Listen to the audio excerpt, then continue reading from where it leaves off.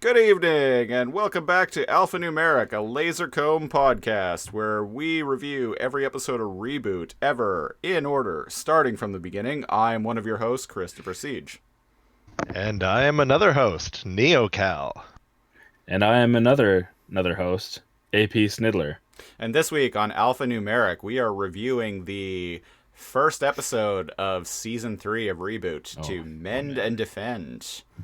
It originally aired on August 20th, 1997 in Canada and July 17th, 1997 in the United Kingdom. Interesting that the UK actually got it first. Huh.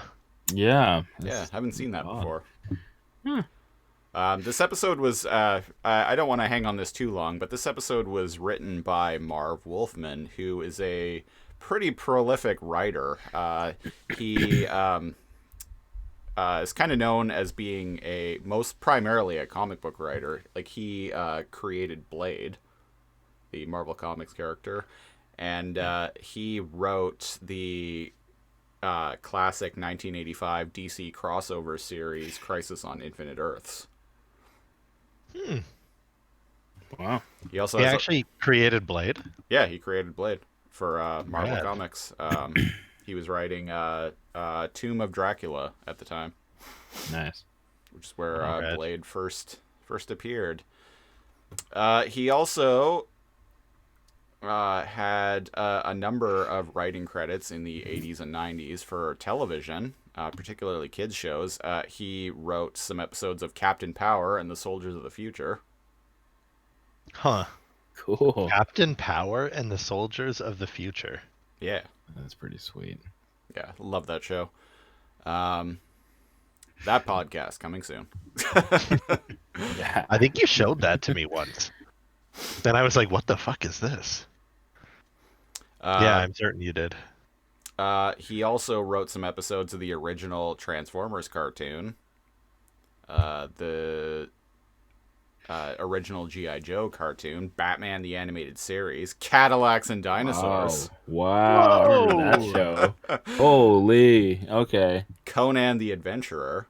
According to this, he wrote some episodes of Beast Wars as well.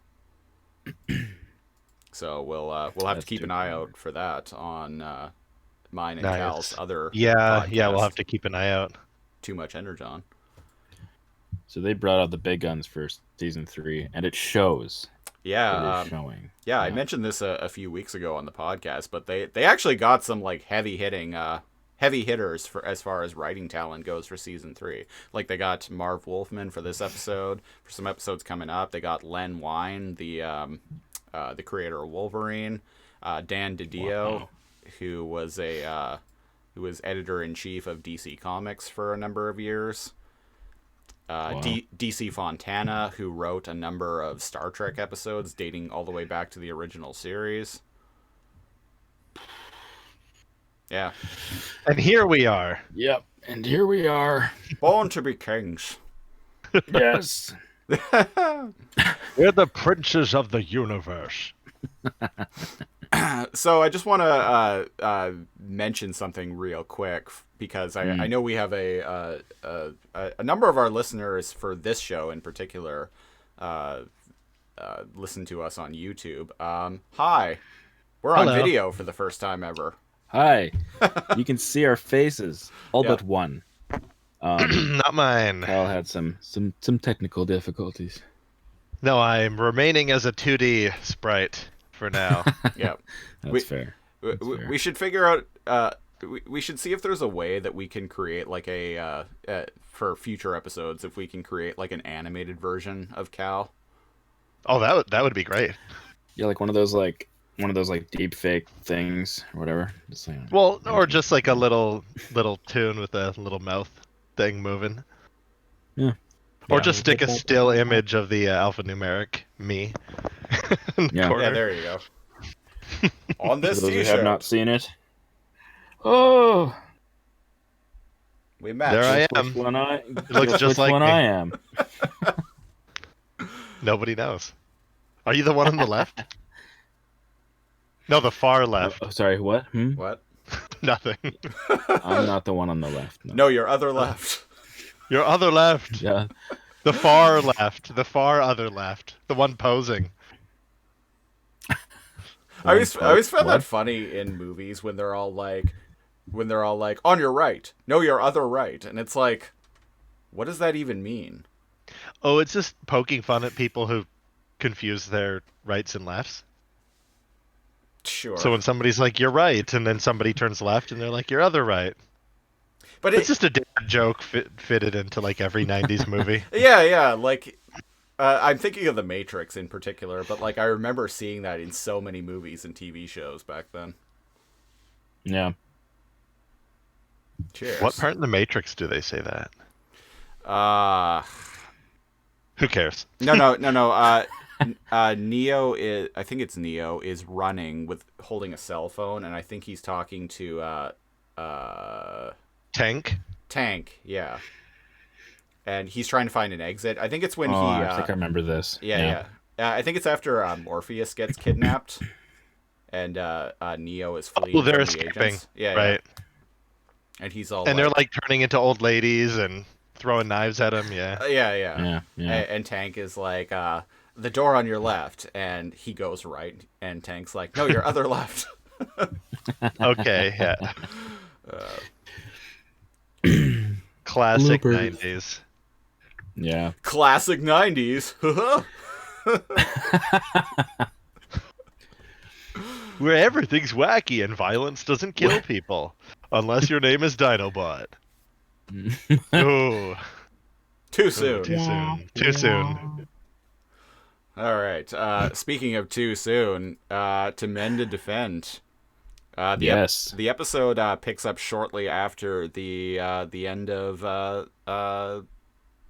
season 2. Yeah. Web World Wars, World Wide Web Wars, the wide world of sports. We basically, we kind of pick up from where we left off, don't we? The intro's different. The intro is It different. is. Now it's Megabyte being all like, my format virus. I come from the net, infecting Systems, people, and systems, cities. peoples, and Come on, cities. dude. That part's the same. I know the thing. To this place, Megaframe, Snidler- my domain. Snidler was too focused My on trying to domain. deliver a smooth jazz Megabyte. Yeah. Yes. To tell. yes. To be concerned. I can't do a Tony J, but I can try. What? Too focused on that smooth jazz voice. Yeah. To be concerned about actual like lyrical accuracy. If I was Hex, That's not even my smooth jazz voice. I'll do my smooth jazz voice later. okay. Yeah. Why don't you do your smooth jazz But- voice at all times? As I don't wanna. Does it? Are you afraid of turning too many people on at once? Yes, that's precisely it. How bad is it, Snidler? Is it It's very bad? It's very bad. It's very bad. Oh, So- All right. very bad. So we're picked up from where we left off in season 2, and Scorponok the alone ABCs. with Tarantulas and Pterosaur. Oh, very bad. That sounds nightmarish to me. Man, it's funny how that one line from Beast Wars has stuck in our head for 25 years. months? 25 years. There we go. Yeah, that's an early episode of Beast Wars, too. It is, yeah. But this isn't too much Energon. This is Alphanumeric. this is Alphanumeric, a reboot podcast. Yep. That's right. From Lasercomb Productions, Yes. which is us. Yes. Yes. So, Hexadecimal. We are barely in the first 2 seconds of the first scene. Already going off the rails. Hexadecimal's name Wow. isn't in the name of Megaframe. And I feel like she would want part of her name in the renaming scheme. Hexameg. Hexamega frame. Mega Hexaframe. Mega Hexaframe. My format Hexaframe, virus I think. to corrupt and conquer. I live in a town called Hexaframe. Yeah, that sounds cool. It's catchy. It's dangerous. Ooh, it's run by viruses. Look out, folks. When there's trouble, you call DW. Wow. Let's get dangerous. Yes. Yes. Darkwing Duck. Speaking So- of Darkwing Duck, so yeah, Speaking of Darkwing Duck, here we are in ReBoot. we're in Megaframe, and a bunch of the CPUs are flying around and being shot down by the ABCs. Those And cunts. Yeah. we pan over to the Needler from the last episode. The Needler. It's got two big round panels beneath it. Yeah, Beneath the long cannon. yeah, they kind of And, look like balls. Yes, I wasn't gonna say anything, yeah, but It's someone very, here has to. yeah. It's kind of Phallic. phallic. Yeah. Yeah. So the dick Yeah. laser. It looks like The a dick laser. Yeah, it takes a big old blast at the principal office, Yeah, and the she- shields hold. Yeah, Hexadecimal has her hands around it until it shoots its load. Yeah. All right. And then a new Binome who was never here in season 2 is suddenly in the principal office being a fucking nerd. Yeah. We got a hacker, and he looks totally weird. Voiced Got, by like- voiced by Scott McNeil. Yeah. Well, welcome to the show. He's been on the show since season Welcome 1. back to the show. Well, Christopher and I kind of like joke that they only ever use like 3 voice actors for any like All the new voices. basically everything. Like what was it? Yeah. It was it's like Scott McNeil or Gary Chalk for like even the animal sounds. Yeah. Oh, yeah. Yeah, so of course it's somebody on the show. And the first thing I notice is his glasses are reflective. There's his hair is like putting shadows on his face. And everything looks crazy. It's like the PS2 went to PS3 graphics. Yeah, it's the yeah, huge jump in color and quality. Everything's so vivid and detailed and smooth. Yeah, the Dot. the lighting, the shadow effects, the depth of fields, the character models themselves, the textures, like everything is Even taken a that- huge leap. Even that wicked zoom when it cuts to the war room and it was like the Depth of camera field. kind of goes down right over the war table, and everything is, you can see the shield in the principal office, and it's kind of flickering, and everything is. I don't know. I thought that was the coolest effect. It's like the I guess cinematography. It's still cinematography if it's 3D. Yeah, basically. Yeah. And Dot's face is jarringly different. Like I said, I got used to it quickly. But if you Yeah. just came from season 1 and 2 and you're looking at Dot's face, like, holy cow, is it jarringly different. And not just because of like the makeup. She's actually got like eyelashes and like eyeshadow on now. Yeah. But like her Bags facial under her eyes. structure, the bags under her eyes, yeah, like her cheeks are rounded. Right? Just Yeah. everything is like way different, and you're like, holy cow! You But know the what- show looks so good. You know Go what ahead. else? You know what else she has now, or rather doesn't have anymore? Is the mono yes, I boob. do. The She mono has boob. individual This- boobs. No more BS&P Yeah. here. Yeah, and I don't know Dude. why I never clued into this before, but she reminds me of 7 of 9 in the way she's got like an almost skin tight like body suit. She's always had that, but like I'm just aware of it now. Yeah. Yeah. Yeah. I mean, let me tell you, Yeah. watching Star Trek Voyager is a very different experience in when you're 12 versus when you're in your 30s. Let me tell you. Yeah. Yeah. Yeah. That checks out. Also, Picard, like Star Trek Picard, because Jerry Ryan, the actress who played 7 of 9, actually reprised the role in Star Trek Picard Oh. last year. And that woman is 50 years old and still looking good, let me tell you. I I'll go have along a with that. certain magazine that she premiered in and talked about and wore certain clothes. or rather, Really? didn't wear clothes. Yes, and I have coveted that to this day. Yeah, check her out in Star Trek Picard, because yeah, she still looks good even at like 50. Rad. And Which you know who else looks I good mean, at? like Nice. as I say that out loud, I'm like, you know what? That's only like 14 years older than I am now. So, Oof. I mean, yeah, Yeah. we are on the higher end of being close to 50, gentlemen. wow. And yet Captain Picard hasn't aged a day in 30 years. What's up with that? That's what the internet says, but I watched Star Trek Picard. He's I- definitely looking his age now. He's older. Yeah. He still looks like him though. Yeah. If that's what you mean. He doesn't kind of. Yeah, I don't know. He aged gracefully. Yeah. Still, yeah. I find he's even aged a lot in the past few years, because like even going back to like X-Men Days of Future Past, which came out like in 2014, like even going from that to Star Trek Picard, which was last year, like he looks like he's aged like 20 years between those two productions. Huh. Yeah. I mean, you can only age gracefully up to a certain point, I find, and then eventually like your body is just gonna flick a switch and be like, okay, it's time to get old now. Oh, Jerry Ryan actually looks like badass. She's like holding guns, and she looks like she's from like a Terminator movie. Like she's Sarah Connor or something. Yeah, she's rad in that show. Cool. Sweet. But this show, we got a different This MILF show. to talk about, damn it.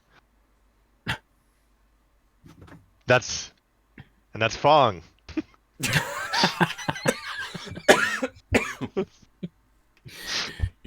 Fong looking really okay, he looks exactly the same, but he looks like, I don't know, shinier or something. There's a little extra shine there, yeah. He looks mighty ray traced. He does. Tiny.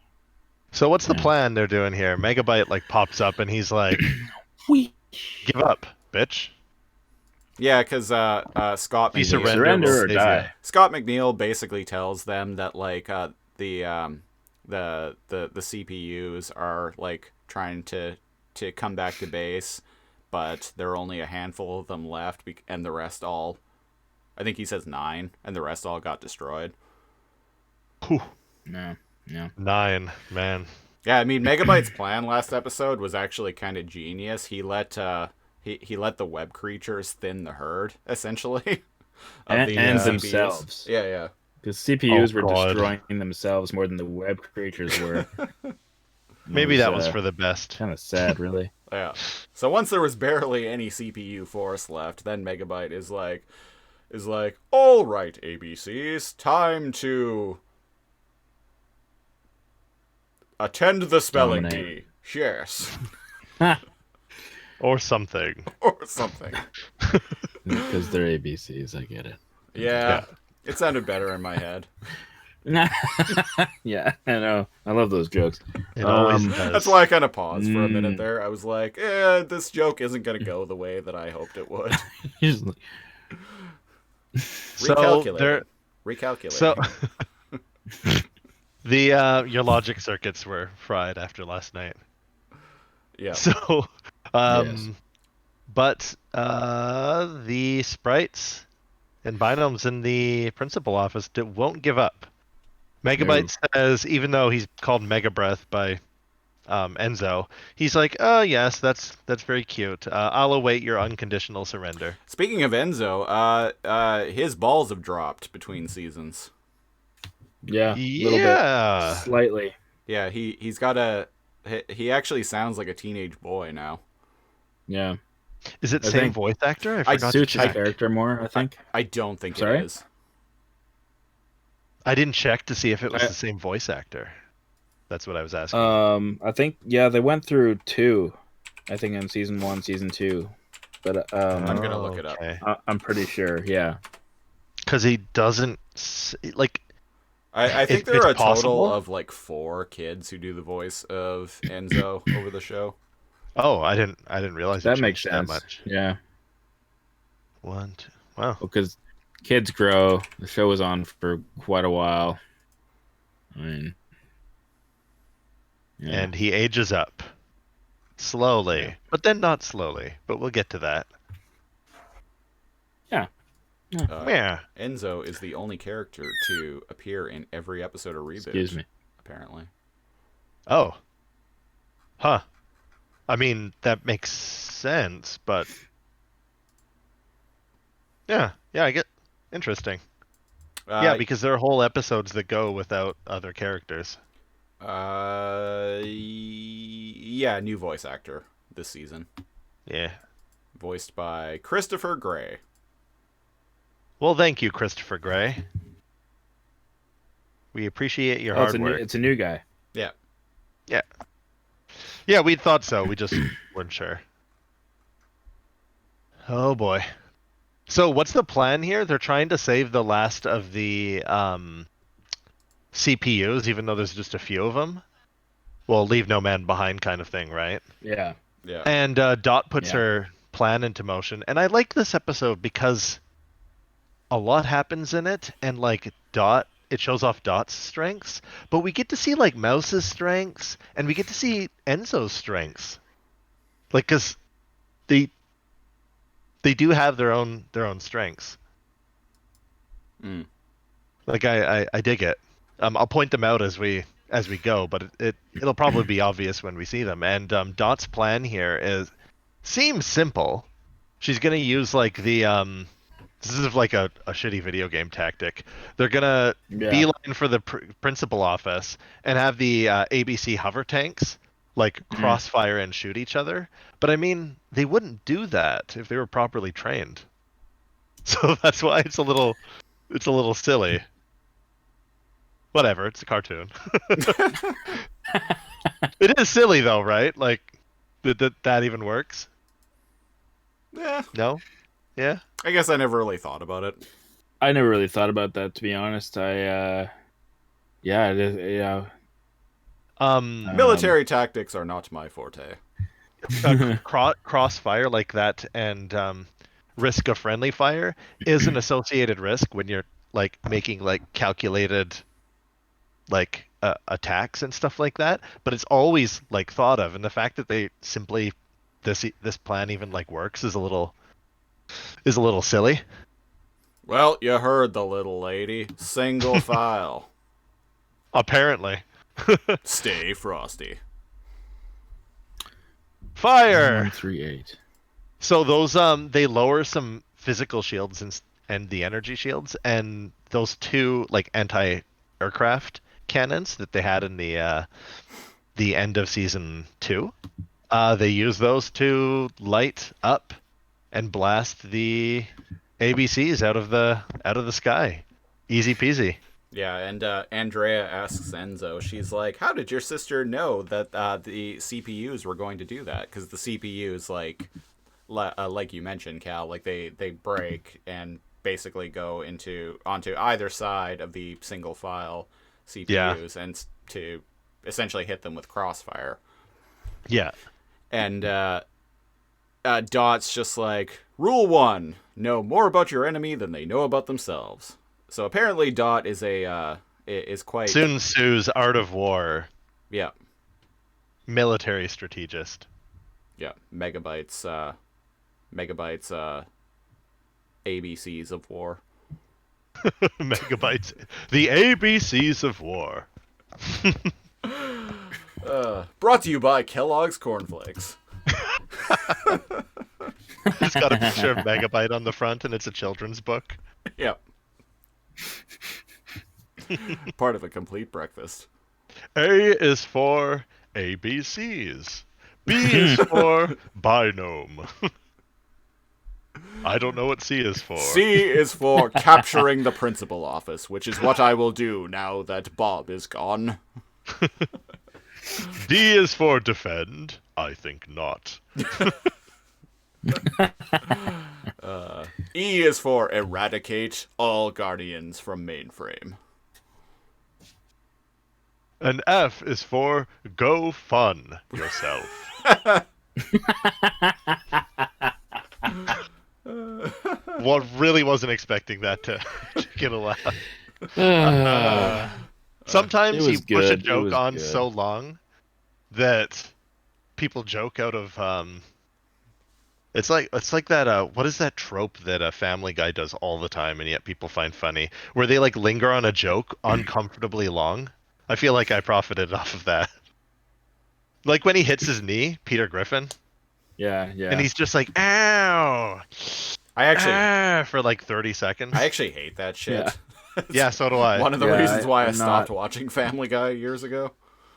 Well, I guess I didn't do that. I used a misdirection. That's Yeah, different. yeah. Yeah. I stopped watching Family Guy. Like I recognize like season 1, maybe some of season 2, but like it's holy moly, is it mindless? I watched after the show had been canceled originally. Like I had the box set that had like the first 3 seasons on it on DVD, and I watched the shit out of that. And especially season 1, I think has still to this day has some great jokes. I think it's well written. Like I can say that. oh, we're rich. I'm gonna take us out for the most expensive meal we've ever had. Yeah, I'll get 6,000 chicken vaginas Can I get 6,000 chicken vaginas and a sausage McBiscuit. and a sausage McBiscuit? But yeah, so like I watched the shit out of the first 3 seasons of Family Guy, and then when it came back in like 2005, after being off the air for a few years, I Sorry, I got to mention something here. Oh, Somebody's signal is really off. is it yours? Also, mine is kind of like doing this. Can anybody hear me or see me? Yep. I can hear you. Yeah, I can fine. hear and I can see hear you. Christopher. Yeah. Maybe it's just Yeah, video. everybody's cutting in and out. Well, Christopher and I haven't. I don't think him and I have heard each other cut in and out, so maybe it's on No. your end. It's probably on my end. Yeah, he's been My- smooth my- the whole time. My connection's been really bad here. Yeah, for you some went reason. a little lawnmower man for a second. You went Yep. robotic. Do you want Cybertron. us And now- to There we go. pause I'm and back. oh, It just keeps on do you going. want to reset? Do a Yeah, I'm gonna do a reboot? quick reset. Okay. Yeah. I'll be right back, guys. Sorry. No worries. All right. All right. A couple. Christopher, do we continue? Yes, let's just vamp for a bit. I'm also leaving this in the podcast because I'm not turning off OBS and then like cutting, like actually editing the video. I'll edit the audio portions, no problem, but video editing, I'm like, fuck that. Oh, nightmare. Mostly because I Anyways, don't really know how to do it yet. we've been lingering on this episode for a long the little fight scene. We've been dragging our butts trying to get, like, what is it? It's been like an hour and we're only 5 minutes in the episode. We have been recording for 22 minutes now. Only 22? Yeah. Oh, I guess we just started. Oh, I guess we BS'd a lot early on. Yeah, we chatted before the show for close to an hour. That's fine. Cheers. What I was gonna say about Family Guy though was like I really liked the first 3 seasons, and then when it came back after being off the air for a few years, like it just didn't feel the same to me. So I watched it for like maybe a year after that. So I like maybe watched season 4, and then after that I'm like, the show's dumb. And that was 15 years ago now. It just became inside jokes of its own jokes and like flashbacks to make anything funny. Yeah. And the whole like lingering on a man. Okay, so I have a confession to make. Cheers. I'm good at some impressions if I've just heard them and I can practice like really quickly or whatever. I can't always pull it up from the top of my head, but I got fairly good. Not Right. like professional levels of good, but fairly good at doing impressions of a lot of the different characters. I could do Joe. I could do Cleveland. I could do Peter. Geez, who else? Quagmire, like with surprising accuracy. Right. And even though I wasn't it's not like I hated the show, but I never especially liked it. But everyone at the office, especially middle management, they just would die over Family Guy jokes. And I just got like really good at, not in a malicious way, but in a workplace way. You know what I'm talking about? How you learn to have a mask on and you just like manipulate people into getting along or liking you, and watch what you say and say the right things or whatever. So there's cohesiveness in the workplace. No. And so, no, fuck No. you. I hate everyone. Yeah, no, that is not one of my superpowers, good sir. Okay. One thing I have learned at my current workplace though is I've kind of learned how to like very subtly mock my colleagues while making it look like I'm joking around with them. Isn't that the best? It is. Because it's like they think that you're being all like, oh man, like they're palling around with me, but it's like very low key, like you're actually making fun of them. It's kind of the best. I know what you mean. Yeah. But for some reason, whenever I do, particularly with management, whenever I would do Family Guy like jokes and impressions, it would just like kill them. And so I just did them more and got good and got oddly good at doing it and could like recite like whole scenes doing different characters, and I was like, maybe I should go into to some like sort of voice acting thing. But like the last 10 years for me has been like, ooh, maybe I should start streaming. And then I just never do. Ooh, maybe I should start a podcast. And then I never do. Ooh, maybe I should start like having a YouTube channel. And then I never do. Yeah. And then before I know it, I'm 33. Hosting a podcast. Cheers. But it's hosting a step 2 podcasts. Somewhere. Yes. So thanks for lighting the fire under my butt and getting me to do this. It's all for the listeners. It's all motivated by my fear of death. Yeah, and my fear. It's motivated by my fear of dying and not really making a mark in the world at all in any way. And at least this has some level of permanence. Yep. Huh. I think work. Snidler's coming back. He lives. I'm back. He's jacked back into the Matrix. Oh, while he's jacked back. This while he's using his back. I got. Where's your video? Robot? You're a robot. A robot. Video? Oh, there you are. This is ridiculous. I can't believe this. I can.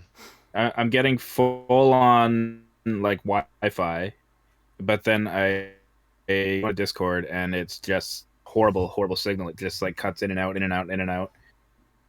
Shit. Welcome to the jungle. It's very frustrating. We got fun in games. No, apparently. Well, your voice was going robot very for strange. a moment, but it's all right now. Your video is kind of stuttering right now. Up to when I left. Is it? Yeah. Oh, man. You are frozen. And not in a let it go kind of way. Phantasmal. Okay. No, I didn't think so. Okay. How do I fix this? Okay, you're not frozen anymore. While you're fixing that, I have a thing. You can mutter around with that. I've got a proposal to change Christopher's mind about some sort of thing. Okay, so I actually took notes on this. So, Christopher, you recall the ending of season 2? You gave that a I was gonna say a sufficient amount of energon. Now. Okay. Yeah. Okay. All right. For now, it has a strong signal. For now. Don't know All what the right. hell's going on here. Okay, so you gave that a that was easy enough, right? Did I? Which one? And the last episode, Oh, yeah. World Web Wars. Mm. But we gave it an alphanumeric, and he brought up a good point. He was like, "Well, why would Hex do that, right?" Yep. Oh, And right, because right. like Okay. she loves Bob and Mm. all all of I that, so remember why now. would she go ahead with this, right? That was a million Yeah. years And ago. I basically a billion years ago, and I started thinking, and I put together like a mini timeline just looking at the thumbnails of the episode, and I remembered that there was that episode, Painted Windows, right? And Mhm. Bob accidentally, inadvertently, kind of put her into a fugue state. She was like traumatized Yeah. from that, right? Mhm. That's Yeah. why he gave her Mike the TV, right? And she had recovered enough in Nullzilla. And look how that turned out. She had recovered enough in Nullzilla that she was talking to Scuzzy and Mike. Yeah. Then that's when the web creature attacked her, right? And then Right. after she was left low energy, and symbiote Megabyte merged with Hex into Gigabyte, right? So I never felt like she was in love with Bob, like revisiting all of Yeah. that. I feel like that was kind of an exaggeration. But she's charmed by him and she likes him flattering her. Yeah. Right? Yeah. She's still a virus and he's still a guardian, but I mean, they're they work together kind of thing, right? And she's flirtatious with them. course. But as Christopher's pointed out, like she's up and down. In the very least, she's supposed to represent somebody with heavy upswings and downswings of emotion, right? Yeah. Yeah. And when they team up to take over Mainframe and send Bob to the web, I don't necessarily think that's out of character for her, but only No. because of what she does in this episode, right? In this episode, she says, "Oh, let's shoot." Like she goes a little bit crazy and she has that scary face, and she says, "Oh, let's destroy the principal office." Yeah. And Megabyte's like, sister, I don't think that's a Like, good idea. That would destroy You're gonna the kill system, us all. Yeah. right? But she seems completely fine with destroying all of Mainframe, including herself. Mm-hmm. But she knew Bob wasn't going to be in Mainframe if the plan had like worked out, Cat cameo. right? And she's always doing something chaotic and extreme, and she doesn't think 10 minutes into the future. She doesn't think No. of the consequences of anything she does, as Yeah. is evidenced on the show, right? Like sometimes it's mostly harmless, like Painted Windows. Sometimes it's destroying the whole fucking system or turning everything to Nothing to do stone. about Yeah. Yeah. And so she goes between wanting to send bombs to Megabyte, tongue-in-cheek style, to turning Mainframe Yeah. to stone, to painting Mainframe for funsies, to watching TV, attempting to destroy Mainframe Yeah. with everyone, including herself. So Yeah. total control of Mainframe, right, alongside Megabyte. Why the fuck would she want that? That's boring. She literally hates things that So are boring. Yeah. So why not just blow Like up what- everything anyway? Yeah. No, I get that. That's an interesting point.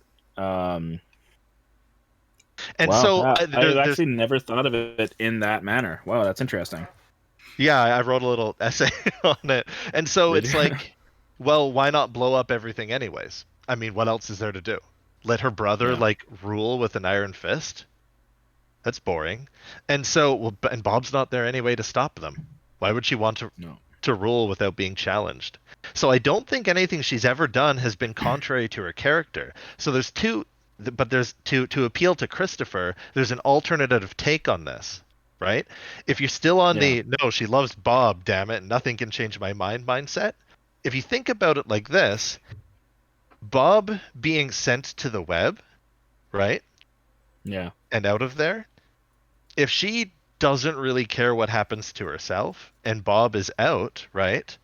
Maybe she simultaneously becomes like self-destructive. I wouldn't say suicidal, but self-destructive and mad with power without Bob to keep her in check.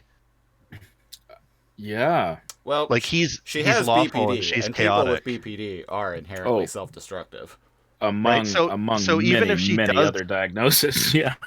even if Yeah. she does, like, let's say, to agree with Christopher, even if she does like actually end up loving Bob, well, she just realized he's gone because of her. Of course, she Yeah. would become self-destructive. Yeah. Anyways, Little, that's my mini um, mini take on that. That is a very interesting point, and I think, I actually think that's kind of spot on. Yeah, just the deep-seated like realization that, oh crap, I may have just screwed myself as well. As all of mainframe, and probably just end it the easiest way possible. Because even when Megabyte, well, we're not even at this part yet. Well, we're kind of close. They're arguing about whether to blow up the principal office, and she Yeah, disobeys. yeah. See, they kind of. I love how.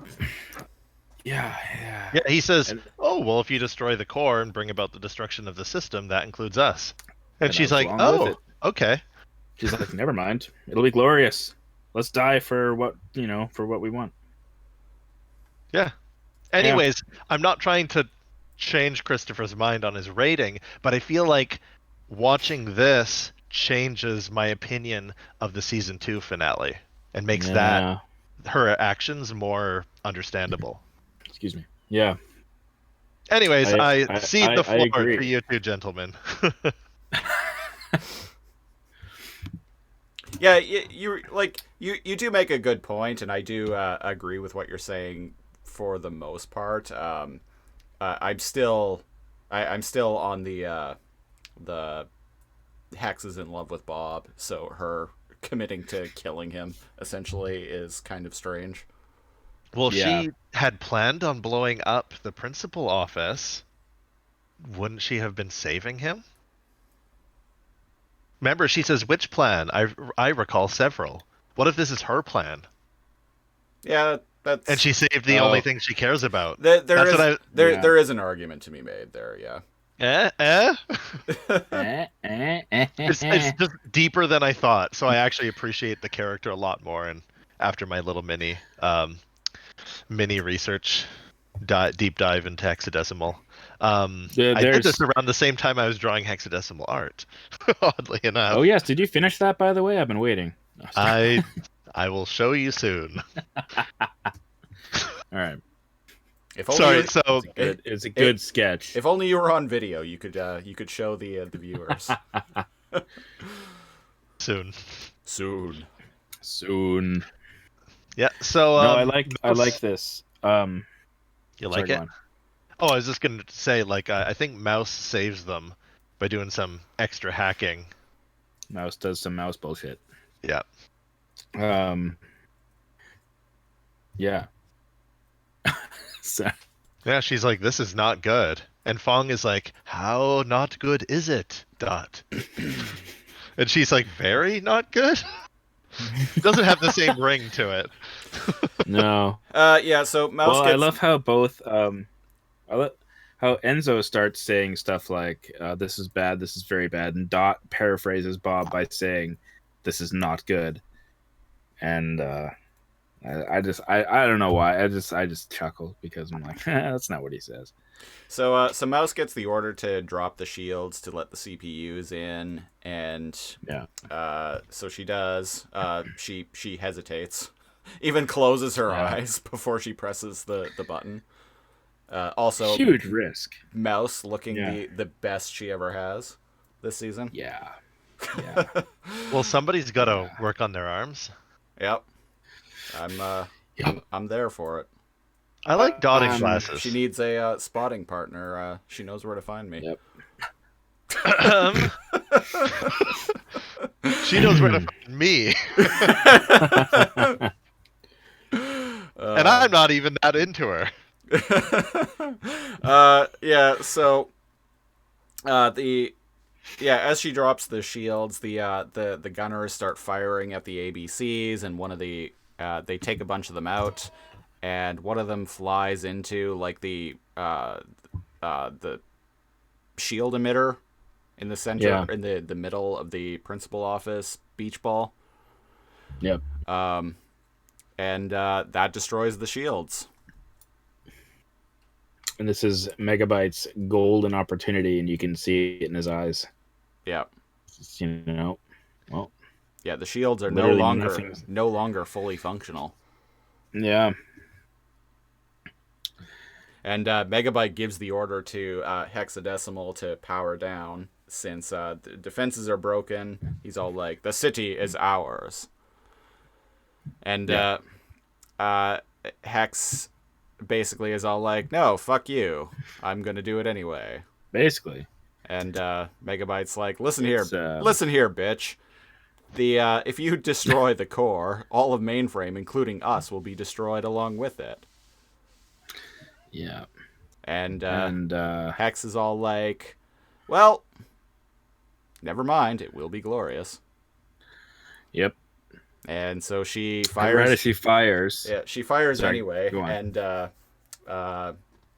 a small little portion of a shield comes back online to block the energy blast. Yeah. And it's green though instead of blue.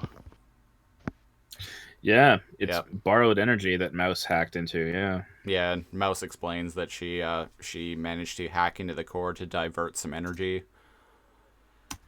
And she goes, "All right, well, that's the last of it. It's serious business time now." And she presses her icon, and like golden battle armor appears on her, like fantasy, like breastplate, like almost Xena warrior princess type. Yeah, armor. I'm digging it. Yeah. There's a little bit of an exchange between Dot,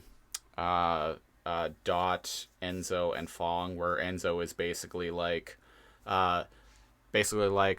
listen here, sis, I'm a guardian. Yeah. I gotta go stop the viruses. And Dot's just like, no, you're just a stupid kid. Sit down. And Fong's like, down, Junior. And Fong is like, okay, Dot, that's fair, but he has the guardian code in his icon. He's compelled to do the thing, basically. Yeah. I like it's now his thing. Yeah. When Dot like transforms for battle mode too, the camera pans up from her like boots. When she, oh yeah, I mean yeah, when she maximizes, the camera pans up from her like boots, her heels, and like slowly pans up, and I'm like, I think I'm on the Dot train instead of the Mouse train, guys. That's exactly how I felt too. I was like, well, just when I thought Mouse was like super hot, Dot goes and does that. And Enzo, have you guys noticed the sad Enzo music? Yes. I'm with you guys until we pan back to Mouse and I get a look at those biceps, and I'm like, okay, I'm back on the Mouse train now. You want a lady that can crush you between her thighs. Yep. I mean, who doesn't, right? I mean, especially if she has like electric orange hair. Even better. Yep. Yes. And purple skin. So the partner you have now. Basically, yeah. Yeah. If they're listening, they're just like, what the fuck? I don't have purple skin. I have purple skin. What's the matter with you? Hello. I'm colorblind, okay? Green, purple, weird pinkish skin. It's all the same. So one of the favorite things, like my partner will actually like burst out kind of laughing whenever it shows Enzo being like sad, and they play that do do do do do do music, sad like the music, Enzo music that's been like present since like season 1. I love it. I never even really thought of it as sad Enzo music until my partner pointed it out. That's normally what he plays, yeah. Or when not he plays, but yeah. Oh, yeah. the shadows in this episode. By God. Yeah. The Shadow Raiders. Oh, I can't wait for that. Stay tuned for our Shadow Raiders podcast. Yep, hoping to launch that pretty soon, so keep an eye out for it, listeners. Yeah. So Scott McNeil tells Fong that Hexadecimal is charging up and ready to fire again, and Fong's like, raise the shields, damn it. And Scott McNeil's like, I can't because it's Mouse's code and her algorithms are out of this world. Yeah. And I can't like really do what Fong anything about does. it. Yeah, Fong just He's like the real code master. Fong is like, excuse me, and shoves him aside so fast that like dudes singular fall glass onto him. fall onto Fong. Yeah. I And we can love see the zeros and ones reflected in the glasses. Yeah. Yeah. Oh in the dear. spectacle. I love the paperclip. I love the paperclip and the tape holding the glasses together. Oh, it's pretty pretty classic. Yeah. Oh, Poindexter it's so type detailed. It's so detailed. He even sounds like kind of a Poindexter. Yep. Yeah. And Yeah, so our Hex favorite viruses. Hex is about to fire again, and Megabyte's like, no, I won't let you destroy my city. I won't let you destroy my city. And he lunges at her, and she just like shoots him away with an energy beam. Yeah, I was like, why would he ever think that he could fight Hexadecimal? I just love how he flies back, and it's great. It looks hilarious. Oh, she just Go away. casually did it too. It's my Like she job. was throwing a softball. She just like underhands him Yeah. away. And Yeah. Hack and Slash are just like standing there as he flies I know, past. they're just kind of watching him fall. They catch him though. Yeah, they catch him. Yeah. And oh shit. Going our way. Yeah. Uh-oh. Oh shit, incoming game. And Now, at first I was like, this is literally the worst thing that could have happened right now, but it's kind of the best thing that could have happened. It's true. I like the line. She's like, say hello to my little friend. And I'm like, huh. Yeah. So the game falls in such a way that it I hadn't seen bisects... Scarface by this point. Oh, when I was a kid, I didn't catch like 80% of the references of this show. I was a kid. I didn't fucking know anything. I got some Right? of them. Some, yeah. Look at the Yeah. so the The game falls over top of the Needler. Yeah. Yeah. Not And completely, it's- just over the actual like syringe part of it, and it causes like some kind of energy overload that like A blows Hex feedback away. loop or something. Yeah, blows Hex It away. electrocutes her? overloads Hex. They And- show off some more of their graphics as like light like shoots out of her mask, like out of her Yeah. eyes and mouth. It's brutal, actually. It scorches her. I had a bunch of It basically jerkies her. Like Indeed. fries her. I want to point this out. So we quickly cut to Dot and Mouse on a zip board with a bunch of binomes following in tow, and the binomes all look like Dolph Lundgren from Universal Soldier. Yes. That's an oddly specific thing. I was just going to say they look like Navy SEALs. Yeah, that too. Like, what makes them specifically Universal Soldier? I think they're supposed to be like British, like intelligence or like Navy SEALs or special operatives, right? I'm going with Universal Soldier on this. Okay. Yeah. Better edit that into the wiki. Red beret and Yeah. I'm gonna look it up on the ReBoot wiki, and probably eat my words very I need shortly. to sweep there.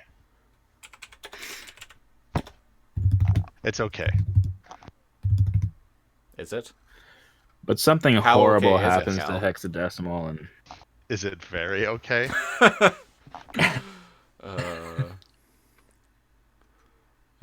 Yeah. Anyway, keep talking. I'm gonna read up on the wiki. okay. So yeah, this GameCube comes down and it falls right over the syringe part, like Christopher was just mentioning, and it fries Hexadecimal. Everything overloads, and like right as she's about to fire, and it's just the worst timing and the worst possible spacing for this GameCube. Well, indeed. It even blows up. So It blows up in Sorry? a green. It blows up in a green explosion. Yeah, a it's whole like green electrical apparatus. And Yeah. Mouse says, "Whoa, now that's what I call a bug zapper." And I'm like, they have bugs? Yeah, apparently. Yeah. I was just kind of going like, holy crap, that was the most horrific thing I've ever seen happen to Hexadecimal. Because I kind of, after all we're talking about Hexadecimal, I kind of care about the character, so that's happening. And the mouse makes that More crack, and I trauma. was just like, how dare you make a joke at a time like this? Well, it's like more fucking trauma. She's like electrocuted into unconsciousness. No, yeah. We see later that she's barely alive, right? Oh, yeah. So there's nothing on the It's ReBoot wiki gross. for this episode about Dolph Lundgren, but I am not dissuaded. I know that's the first time you saw a I'll military. go with you on that one. I know that's the first time you saw a military person wearing a beret, but I assure you that was a thing before Dolph Lundgren did it. Hey, well, of course, I've played Street Fighter, you know. Oh, okay, yeah. That's true. So, gosh darn. so yeah, Dot and Mouse have a bunch of M Bisons behind them. Big Boss also wears a beret as well. Oh, that's fair. Maybe they're doing Big Boss cosplay. And Dot is like, okay. Oh, you know what? Me. Also, Kurt Russell in the original Stargate movie wears a beret early on. You're goddamn right. That's right too. Yeah. Maybe it's a reference to that. Okay, so it's either Dolph Lundgren or Kurt Russell that are following. It can't be anything else. Yeah. No, not at all. So No. Mouse is leading a team of spec ops, right? Toward Mouse and Dot towards the game. This part gets me. Okay, they stop after seeing Hexadecimal explode, right? Yeah. In their tracks. And Dot, again, they're not racing towards the game. Now's not the time to stop. She puts up a hand and goes, "I can't believe it. We've been saved by a GameCube." And as she's just standing there watching the game descend, Andrea and Enzo fly off towards the game. Yep. They all could have made it if they didn't fucking stop. Yeah. Yeah. And Dot informs the viewer it's the Guardian Protocol. He can't help himself. And because Andrea's a game. Mouse points out that Andrea's a game sprite. Like win or lose, she'll when the game leaves, she'll leave mainframe along with it. Now, see, that's contradictory to me, because she can do something with her icon to. That's right. Not go into a game. Why couldn't she just do that again? Yeah, I was kind of wondering that too. And this isn't a game where her data is localized? I think it's just a little bit of dialogue to plant the seeds for something that's coming later in this season. Fair. And her coding is different, maybe. So maybe, like, do you remember how I kind of played with the idea that it's that she copied a copy of herself, Andrea, onto Enzo's icon, so that there's still an Andrea in that game. Right. But she's just a copy. Yeah. Right. So it's like Hugh Jackman in The Prestige. Exactly like that. And maybe because she's a seen copy. That movie? Yes. Unfortunate. Really? That movie's great. It's not that bad. It's a Christopher Nolan film. I wouldn't say it's problems. I wouldn't say it's one of his best films, but it's early in his career. It's there's a twist in it, that's for sure. Is it fucking David Bowie in that movie? Yeah, he plays Tesla. You're goddamn right he does. I loved that when he goes and meets Tesla, and I'm like, holy shit, David Bowie playing Tesla. Okay, shit, this movie just went up a couple points. Yeah. So maybe this Andrea, right? The copy of the one from the game doesn't have an icon that can work like a mainframer's icon can. So I'll give you that one. Yeah. Yeah. So we're in the game, and it's a. They grab Andrea. Oh, right. Yeah. Mouse grabs Andrea. I think Frisket manages to make it into the game along with Dot. Only those like three we see on screen. Right before right before the game touches, we cut away to Frisket playing with one of the ABCs. Oh, the tank. Yeah, he's slamming just kind of around. just throwing it around with his his mouth, and it's just falling apart. And we haven't seen him at all in this episode, so this is a neat little reintroduction to the character. It is. It's showing, hey, this dog, He's unusually strong. Yeah. This is not a normal creature. Yeah. We don't even see other dogs in Mainframe besides Frisket. Scuzzy, kind of? Is Scuzzy a dog? Sure. He's his own thing. Cat. Sure. He's like Scuzzy. He's like a Chihuahua. Yeah. Yeah. Yeah. A lap. A Shih Tzu. A hover Shih Tzu. So, Shih Tzu? Mouse, Shih Tzu. a Shih Tzu. I used to say it like that when I was a kid. Tzu. A Shih Tzu. A Sun Tzu. A Sun Tzu. Shih Tzu's Art of Bork. So the only people that make it... the only people that make it into the game are, other than a few binomes that probably got trapped in it, Dot, Frisket, and Enzo. And right away, I'm so stoked for this game. The fog effects in it, and the shadows, because it's nighttime. It's like a cemetery. Yeah. I fucking love it. Oh, it's so good. We don't quite know what it is yet, but I'm pretty stoked about this game. Yep, it is Evil Doom, as we will soon find out. It is Evil Doom. Kind of, yeah. Yeah, Dot. Yeah, good point. Mix up. That's a good point. Dot goes to reboot, and Enzo stops her, and he's like, "Let's see what we're up against. Glitch, game stats," and he kind of looks so proud of himself. Yeah, he's got this little proud smirk on his face. The glitch. He's got a good point though. They've rebooted before and have been like in bad situation, like when Bob was the thief. But that was out of his power. It seems like you don't get to choose what you reboot sprite into? you get to become. No, you don't at all. No. So her rebooting or not wouldn't affect them. And remember from Bob's TED Talk, not only do you physically change and it can give you additional equipment, it actually gives you some knowledge of your role in the game. Yeah. So him stopping her from rebooting there is kind of pointless, but I understand that he wants to help. I love these little zombie binomes. Like the slow moving zombie binomes, and they're all like moaning and lurching forward. Yeah. And Dot's like, before sunrise, and then they all just run. Oh, sorry, Miss Matrix. Just getting into character. And their little icons, their little skulls. I didn't even notice that. Yeah. So Enzo is like, we're on the final level of a game called Malicious Corpses. Malicious Corpses. Evil Dead. Yeah. So good. Yeah. And the user is trying to collect all the pages from a book called The Manual of Mortality. Yeah. The Book of the Dead. Which is obviously the Necronomicon. Yeah. Oh, shamelessly so. Yeah. Yeah. Oh, yeah.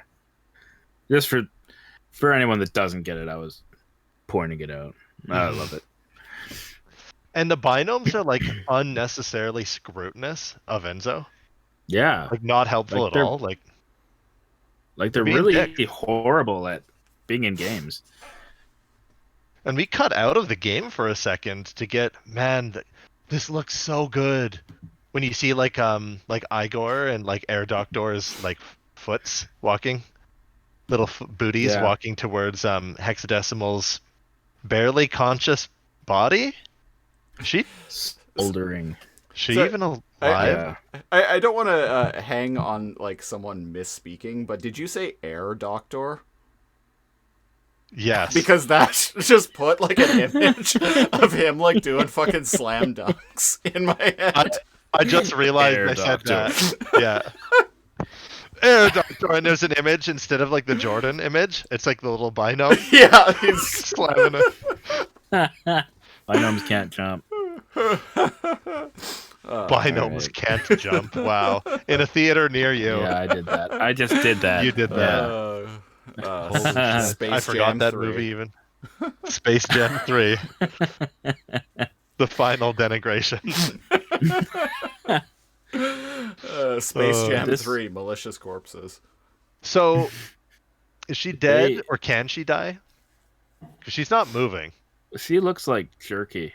She's this point. smoking. Like she's just she's dried up. She's Shriveled. smoking hot. Put her in. Literally. Oh! High five. Put her. Put her in the back of the van. Yeah.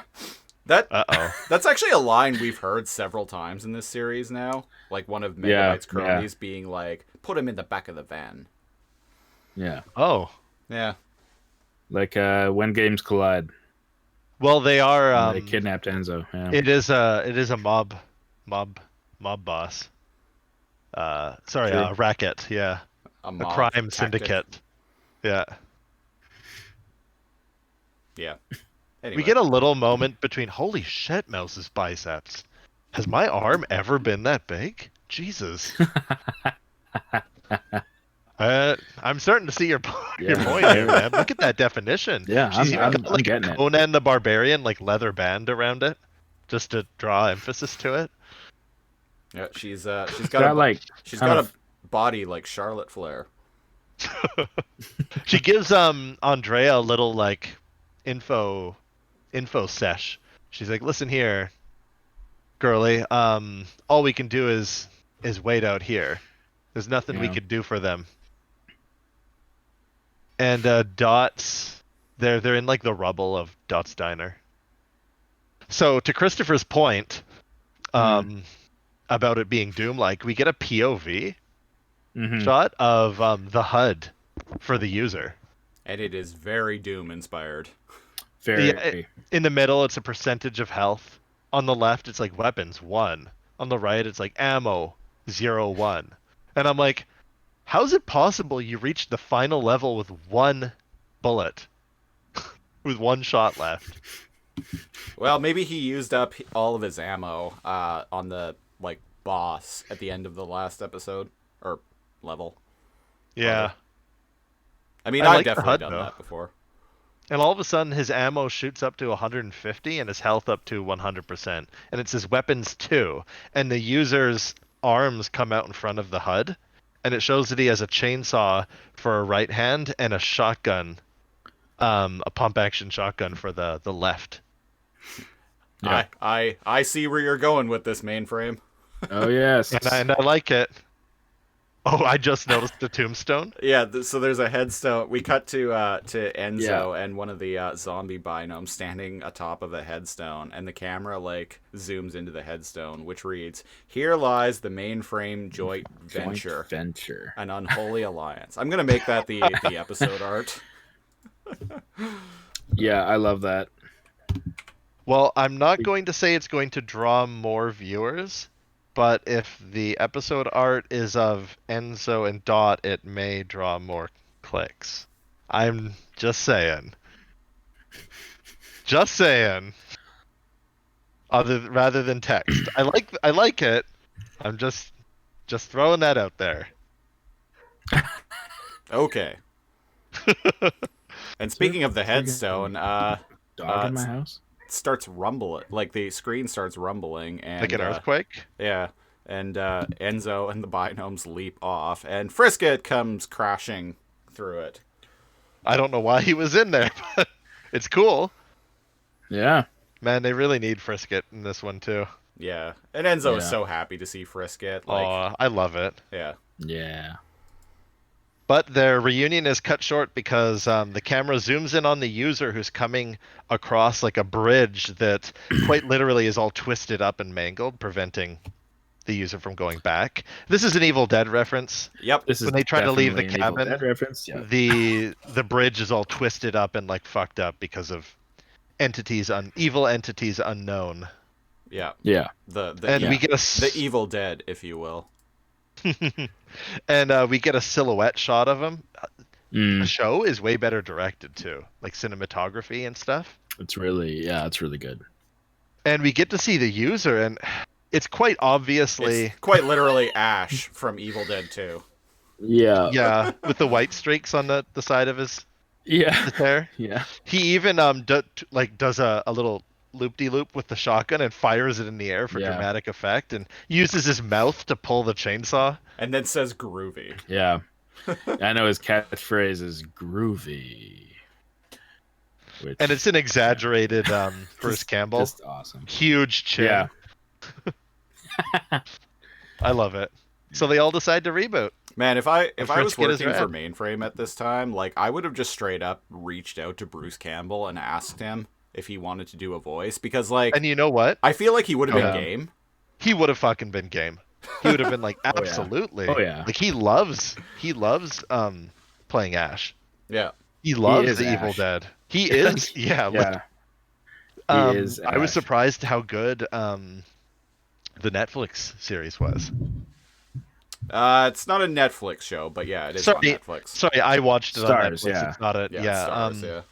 What was it called? It's called. It's a very good show. Stars. It's Stars. It's a U.S. Cable network. Yeah, it was called Ash versus Evil Dead. Ash versus Evil Dead. There we go. I was like, Army of Darkness? Wait, no, that's the movie. So we got Frisket One of my rebooted, and he looks fucking badass. He's like a hellhound Yeah. with like spikes and glowing red eyes. Enzo is literally like zombie Michael Jackson Zombie Michael Jackson. from the music video Thriller. Yeah. From '84. Yeah. His hair is Enzo-ish like though. And Yeah. Dot says, "And what am I supposed to be?" And she is quite clearly Elvira, Oh yeah. Mistress of Darkness. Despite what a certain wiki would have us believe. I edited it. It's okay. Do you guys want to bring that up on the air? Yeah, why not? Okay, so right before we started recording, Snidler found out that one of the wikis said that she was modeled after Morticia Yeah. After Morticia Adams. Yeah. From the Adams family. from the Addams obviously. family. And She was. Sorry. Go on. well, she's quite clearly supposed to be Elvira. Yeah. Yeah. Like With the dagger and unquestionably. everything. Like Right. look at the big hair too. And the boobs. Oh, the boobs, yeah. The The long boobs. nails, the dagger, right? And Yeah. I've looked at a few pictures of Morticia, and Morticia had like straight, like hair that fell down. She didn't have bangs. She didn't have the heavy makeup. She didn't have the cleavage. It's quite No. obviously Elvira. So good catch, Snidler. We actually corrected No. a wiki. Yes. Yes. I went on and did a little editing. We did it, boys. And yep. Our work here is done. we saved a lot of people from misinformation. We So saved, not only we saved does- mainframe. Yeah. Not only we Yeah. did. Not We only saved does Elvira's image. we did. Yeah. Oh yeah. Yeah. Good point. Yeah. Yeah. Shout out to Elvira. I mean, Elvira has different assets that she draws attention to. Definitely different assets. But the show not only looks different, as we've already like talked about, but like they would absolutely not do anything like this in the last 2 seasons. To say that No, this cleavage is an understatement, No, because this is the neckline plummets down to her belly button, yeah. right? Like I feel like this Yeah. is kind of a like low key, like direct fuck you to ABC. I was just gonna say Right? that. Yeah. It's like, yeah, we've shaken you off now. Like you didn't even recommission us for a 3rd season, so we're just gonna do everything you told us we couldn't. Yeah. right? I'm surprised they didn't break a window this episode. Oh my gosh. Yeah. I wonder if that's to come in some episode. I'm gonna have to keep an eye out for that. Yeah. Yeah. Yeah. Yeah, so good job. Like you said, everything. It's unquestionably. Yeah, even like you said, the little sacrificial dagger. Yeah. So she tries to run away, and she Yeah. falls over. One thing I will point out though is there is a slight like audio cue after she's like, and what am I supposed to be? That is inspired by That is the Addams Family theme. Addams Family. Oh, the sound bite. I forgot to bring that up. Yeah. Sorry, the sound bite is. Yeah, which is interesting. This is a whole play on everything kind of like gothic, Halloweeny, scary, funny, right? Horror. Addams Family, Classic thriller, horror. right? Evil Dead, like it's Doom. all mashed into one. Doom, right? So there is that. Yeah, it's kind of like a mishmash of everything, and I love it because like that is kind of my favorite thing. Yeah. Like I love Elvira, I love Morticia, I love Addams Family, love Thriller, loved Evil Dead. I love Doom. Christopher loves Doom. I've never beaten it, original Doom. Oh, really? Should give that a run. I haven't played original Doom. I mean, a lot of think, people since it pretend came they've out. beaten it. I found out in my adult life that actually everybody pretended they beat it. No one actually beat it. I've beaten Doom 1 and Doom 2 and Final Doom. That's commendable. I played the I never beat them as a kid. But I beat them the Xbox Live Arcade versions back in the mid to late 2000s. Cool. I like it. The gameplay in those games like weirdly still holds up. Like I was just playing Doom 64 a couple of months ago. Holy shit! 'Cause it got- I actually beat Doom 64 because it got re-released on like modern platforms around the same time Doom Eternal came out. And yeah, the gameplay in those old games like still holds up, like, you know, like 25 years later, or I'll have to give them another run. years later, almost 30 years at this point. I'll have to give those a run because I know people still stream it. Yeah. Also has the most metal soundtrack in a video game ever, especially That all of the Dooms do. which is shocking considering like the soundtrack in those first two games is just all MIDI music, and somehow it still is like the most metal thing ever. It's so good. I can hear it in my fucking head. Right? Yeah. Well, we were talking earlier about certain actors and actresses that have like aged well. I think Cassandra Peterson. I think I was going to bring that up. Aged well. Who is that? Yeah. Elvira. Oh, okay. I didn't know her actual She name. looks fantastic. Fantaz, great. Yep. Mm-hmm. Looking her up. So Phantasmal. we get the animators like showing off some fucking like reflective surfaces because after Dot like falls on her ass because her dress is so tight, Enzo's eye, like much like mine, flew out of his eye socket. And, wow. Kind of dangles there. Wow, He holds it up. Cassandra Peterson is 69. Yep. Nice. I'm glad you took the bait there. Yeah. You can always count on me. You know what? 2020 was such a batshit. You know what? Elvira or Cassandra Peterson for president 2021. Fuck the police. Let's get our first female president as like a hot goth. Hot goth Gmail. Why not? Why not? Make it happen, people. So Enzo holds up why his not? dead. It worked in Blazing Saddles. So where the hell was I? Oh, Enzo's eyes popped out, right. Enzo's eyes pop out and he holds his eyeball up and we see a reflection of it as the camera like zooms in on his eye, and we see that the user is coming into the graveyard. Yeah. I wish Dot's nails were always that long, but what are you gonna do? Yeah, so the user has the gang pinned down, like they're all hiding behind stuff. The old, And Dot, if there was a rock there, it would be the old maximal good point. maneuver. This is a maximal maneuver for sure. And Dot, wanting for more mobility, she rips her dress. Yeah. And then ties her hair back with a strand of her ripped dress. Mini This skirt. keeps getting better. This Fishnets. episode just keeps getting better. Fishnets and heels. Yeah. And a ponytail. Right? Yeah.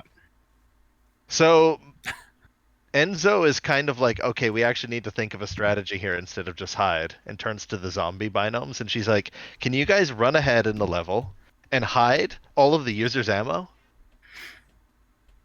And they're like, I don't understand why this helps. They're like, you're kidding, right? We're not listening to you. You're a kid. And I'm like, okay, what do you Yeah. want to do? Nothing? I mean, that was unnecessary. Like this is not the time for this kind of crap. Yeah, they're Come like, on. yeah, you're nothing like Bob. Bob was strong. He was big. He was And Enzo kind of blue. gets sad. He was blue. Yeah. Yeah, yeah. Enzo gets sad and Dot gets sad. Just do it. This is important. Bob Yeah. would have never yelled at us. Bob Well, was nice. she yells at them, but before they do, like the game sprites wake up and they're like the most detailed 3D ex-humans I've ever seen. That's right. Yes, yes. A lot of ex-humans in this. There are, and they're blown Yes. apart into Yes. pieces. But yeah, Very like not Christopher BS&P. said, Yeah, these are quite detailed ex-humans. Wow. right? Yeah. Yeah, Dot yells at them and says, "Get your fucking asses moving and just do it." And I would like to point out that this They do. episode came out a mere 3 years after that episode in season 1 that featured the first appearance of the ex-human. Look at the jump in animation quality. in that Right? time. Huge. It's astonishing. Huge. Not just in realism, like- but like how they move. Like you said, animation quality. Mm. Man, beautiful. What a time to be alive. Vivid. So And they're vivid. like, yeah, Enzo's even like, hey, Frisket, it's time to... And then he looks at Frisket and Frisket's chewing a bone. And he's like, now's not the time to be a dog. And I'm like, but isn't all the time the time to be a dog? He's a dog. He is a dog. And Well, what do I know? and Dot asks Enzo, "Okay, Guardian, what do we do now?" And And then Enzo kind of like he smiles. tears up. Yeah. He called me Guardian. Yeah. Good job, Dot, being a supportive big sister. Yeah. Right? And then we cut to Megabyte watching like a news channel With Yeah, he's watching the news. with Fargo. with the Fargo Fargo, police officer. bino. And she even it's funny too because she even has like what looks to be the mainframe equivalent to an Academy Award in her hand. Yeah. Yeah. Kind of Yeah, it's like a little bite. That's a good point. Yeah. He's not really a guardian, don't you know? He's not even blue, you know? Well, because I think what is her name? Green is no color for a defender of the system. Green's no color for a defender of the system. Yeah. Yeah, I think what's her name? Who was the lead in Fargo won an Academy Award. Frances McDormand. Yeah. She I'm won. like Yeah, that's right. 90% sure she did. Holy shit, she was amazing in that. Oh, so good. She's good in everything. Yeah. Oh, that's a good point. She had to have. I'm like very. If she didn't, something went wrong that year. Yeah, she won Best Actress, and the film also won Best Picture, Best Director, and Best Boom. Original Screenplay Wow. in 1996. It mopped up. Okay, so like the joke's kind of relevant for Absolutely. the time. Yeah. And Megabyte gets an idea, and he like yells propaganda. Haha. Used correctly, it can be as devastating as any weapon in my arsenal. And I'm like, And- what propaganda? I love this right here. He calls for Cyrus, and it cuts away to Cyrus polishing his legs. Right, this fucking guy. Yeah. This guy's still around. I guess he Didn't- kept him as a shoe shiner. Didn't Megabyte Yeah. say at the end Yeah. of that episode that he could use a new shoe shine? You're right. Shoe shine droid. Yeah. Yeah. But they took him to the chamber. What was it? They took him to some sort of chamber to what were the chips? again? Their ID? The PID extraction chamber or Yes. something like that. So Yeah. he made him into a viral binome first, presumably? Yeah. Or was he always one? Well, he always had I a- think he was kind of like a double agent. Yeah, even like at the beginning of that episode, like he always had a green and black icon. So, That's true. which is Yeah. one of the things I think I pointed out in that podcast. I'm like, how does anyone not figure out that this guy can't be trusted? Yeah. Look at him. Look at him. Just look at this. Look at fucker. his hair. And here he is, trembling in fear. His broken Matt Hardy hair. So we're back in the game, and the Listeners, user... if you're unfamiliar, Google a picture of broken Matt Hardy. You'll see what I mean. Yeah. Oh, that's a good point. It kind of does. If you like put his hair up into an afro. Yeah. Yeah, Yeah, with the white streak and everything, and like the frizz. Yeah. I like it. Yeah. Yeah. So Dot criticizes the user back in the game, Yeah. and This she's is like, great. I yeah, love this. he's not even like he's just shooting standing there, stuff. shooting at everything. Yeah. And Enzo's like, I know. And in the next level, sprites are zombies.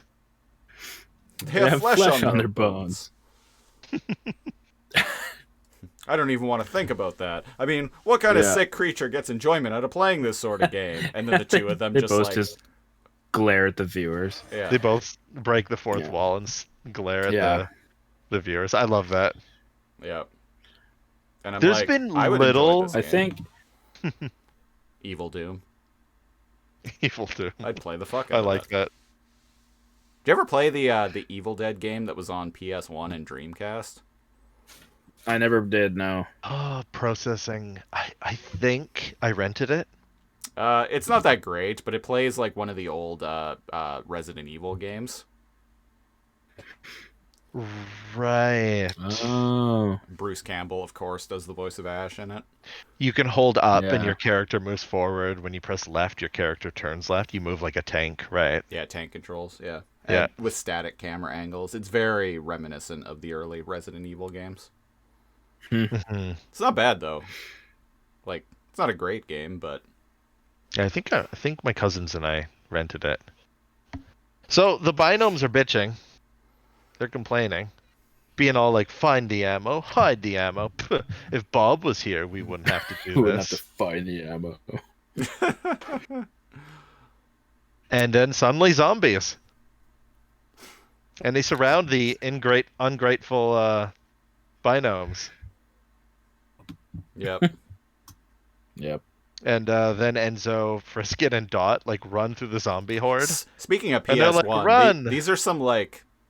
So, the rest of this episode has looked pretty great, but these zombies straight up look like zombies out of a, like, PS1, like, opening cutscene of a, like, PS1 survival horror game. Resident Evil. Yeah, Yeah. Yeah. I got vibes from that too. yeah. And then they all run because they don't know how to fight. I mean, they're kind of just fodder for the user. Yeah. Like, other than going up to him and trying to claw him, they die in one hit. And that is kind Yeah. of reminiscent of those games. Any one enemy is not a significant threat whatsoever. It's the horde of enemies and the different types of enemies and how they ambush you that the user needs to struggle against. Right. Yeah. So they just run, which is the smartest idea, to be honest. And then we cut to Hexadecimal's fucking corpse.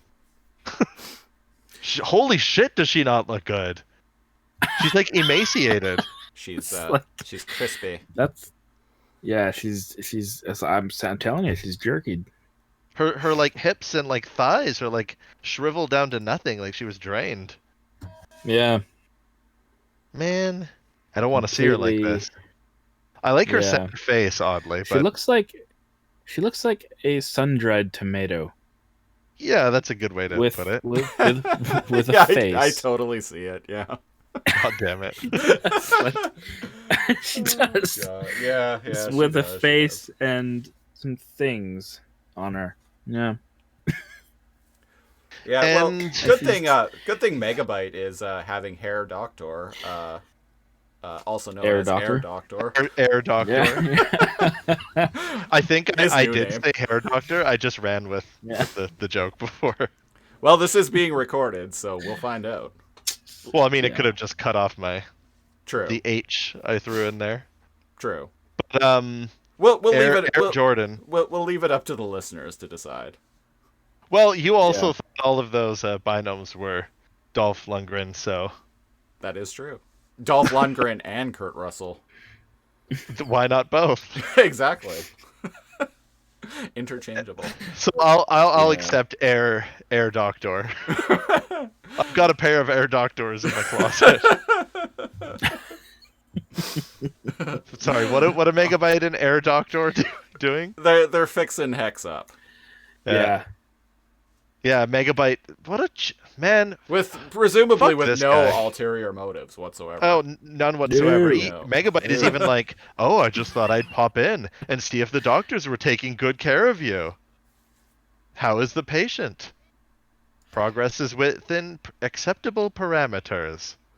The implants have taken and the limiters are functioning. Speaking of implants, boy, is my art of hexadecimal have some implants and functioning limiters going on. Yes. It Oh, I've does. showed you guys already. Yep. It's a work in progress, damn it. And Megabyte says something cheeky. He's like, now remember, I want her to have the best treatment, understand? The best. And she's lowered into like some mercurial like solution. And Megabyte and the doctor like cackle in the evilest laugh of the show. There's even like bright lights that are like putting Megabyte's silhouette onto the wall. And I'm like, man, I'm feeling bad for her. I'm surprised they didn't Yeah. like start pointing at one another and slapping their thighs. I feel like best. bad for her. Yeah. Like this is like shitty levels of abuse. My partner even pointed out, she's like, yeah, she tried to blow up mainframe and all that, but like this is that I feel that's kind of worse than I don't know what's gonna happen to her. I have splinters of memories. I know they do something, I just can't recall. But like Splinter cells. like you know, I don't want to walk on glass and alert guards and have to shoot out the lights or anything, but like I feel this is the worst I felt for her on the show. You imagine the calves Yeah. Sam Fisher would have IRL, like always walking around in that His crouched thighs position. and glutes. Yeah. Man, I play one game of laser tag and my like fucking like thighs and quads are like fucking killing me. So I don't know how Sam Fisher has like fucking like great lower body strength. The And he's glutes on him. And then he's like chilling up and like hanging out in the ceiling, like doing the splits, like holding himself up. Holy shit, I almost forgot about that. Yeah. The fucking core strength and the leg strength necessary for that. Why haven't they made a fucking Splinter Cell movie yet? Yeah, there's so just make it like a Mission Impossible, Yeah. right? Like so many video game movies are shitty, but like I feel like something like Splinter Cell would be perfect for the film medium. There's so many Tom Clancy movies that like make $1 billion. Like, just make it like that, Yeah. Yeah. right? Yeah, I'm with you on that actually. They're making a Rainbow Six movie finally. Oh, Really? Yeah, it's Wow. well there's two films. They're both they're making two movies. One of them's coming out this year, I think, starring Michael B. Jordan as John Clark, Oh? the main character from Rainbow Six. And the first movie is based on I can't remember what it's called, but it's based on the first book that John Clark debuted in. And the sequel to it is going to be Rainbow Six, which I've actually read. Huh. It's kind of rad. Yeah. Cool. I mean, like how bad could it be compared to most like movies churned out with that theme? Yeah, I think Michael B. Jordan's also producing it as well, so I have high hopes. Cool. Yeah. We shall see. Man's an incredible actor. Yeah, when you said Michael B. Jordan, I was like, oh, okay, no, I'd go see that. Yeah. Yeah. Like, those Creed movies, holy shit. I'm not even a big Rocky fan. Like, I like the Rocky movies fine, but those Creed movies are fucking fantastic. I have not seen both of them. But I've heard that they're very good. Yes, I saw the second one in theaters. It's really good. Huh, okay, I'm gonna have to add that to my watch list. Speaking of Dolph Lundgren, he's in it. Holy shit. Yeah, What does he look like? He looks like Dolph Lundgren. But really old? Or is he still jacked as fuck? No, he slimmed out. He's looking pretty old at this point. Well, he's in the movie, so there's that. Yep. Yeah, where the hell are we? Oh, fucking the user chops up a tree for the Necronomicon page. Game. Yeah. This is literally a scene from Evil Dead. From Evil Dead 2, yeah. But it's a tree instead of a body. Yeah, even right down to like demon. the cutaway shots, like showing like pieces of the tree.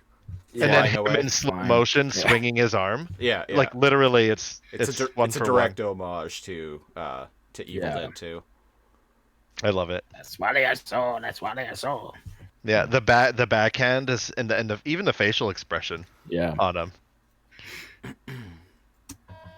It's pretty awesome. Yeah, so, and he gets a page. Yeah, he gets the page, and Enzo is like, "We got to go to the cabin. It's our only chance." Yeah, because now that he's got all the pages, he just needs the book. Yep. So they run to the cabin. And he after he orders the go ahead. He tells the zombie binomes to get out of here, hide. You don't have to tell us twice. Yeah, they tried. And Frisket. It's the only command that Enzo gave them that they obeyed. Yeah, right. Bastards. Yeah. Bob wouldn't tell us to run away and hide. Yeah, but Bob would Bob's also tell you. Actually, in his TED Talk, he said, "Try your best to help, but if you're unsure if that you can help, just hide." So, actually, they're not listening to Bob. They're being cheeky little bastards. Yeah. Yeah. Yeah. Maybe they weren't at the TED Talk. Maybe they were too good for the TED Talk. Wow, apparently. They are the brand of binome who says engage. I said engage. More oh my than god. Make it so. I hated those guys. More times than make it so, actually. Is that like the show making fun of of certain fandoms, like of super fans? Oh, I think so. Yeah. What? I forgot about. Had to, mister. Oh, yeah. Had to, mister. Why did you do it? Speaking of why did you do it? Frisket, like, he's a dog. He's protective of Enzo, right? He like charges the user, much to the horror of Enzo. Yeah. And off screen, just for a brief moment, it shows kind of like Enzo's face in shock, and we hear a gunshot. Yeah. And the user just like point blank like one-shotted Frisket. And he's not moving.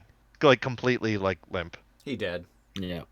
And Dot has to like actually literally pick up and drag away Enzo before he meets the same fate. Wish Elvira could do that to me.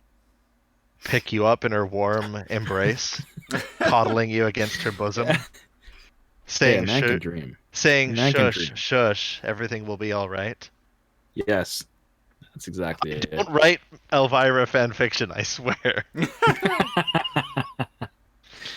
You should. But maybe I should. Okay. I mean, isn't that what we all want?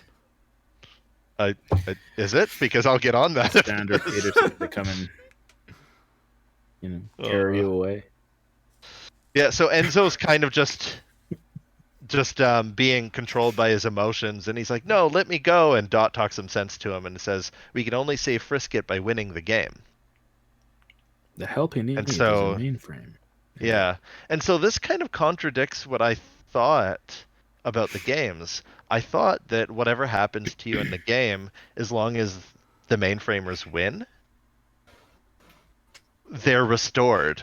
Because if you recall in the first episode of That's kind season of what 1, I thought too. in the first Yeah. episode of season 1, a lot of binomes die in like the space battles. Yeah. They blow up. Yeah. And remember how we theorized, oh, you go into spectate mode. Yeah. Yeah. But in this, she's implying that Chris gets hurt, and the only way they can help him is by winning the game and then getting him to a doctor. An air doctor. Oh God, anyone An but air doctor. anyone but Air Doctor.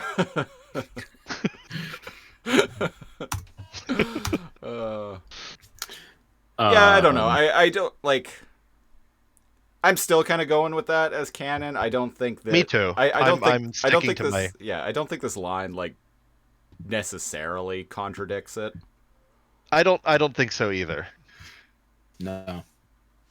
Later on, we actually see that he does need doctors to help him, and I don't like that because then it implies that a lot of binomes and mainframers have died in the games, and I don't like that. Been not like what happened. Right, So yeah. let's say. So what happened? Let's say not Frisket. Let's say in this episode, one of the binomes was shot and blown apart, right? Right.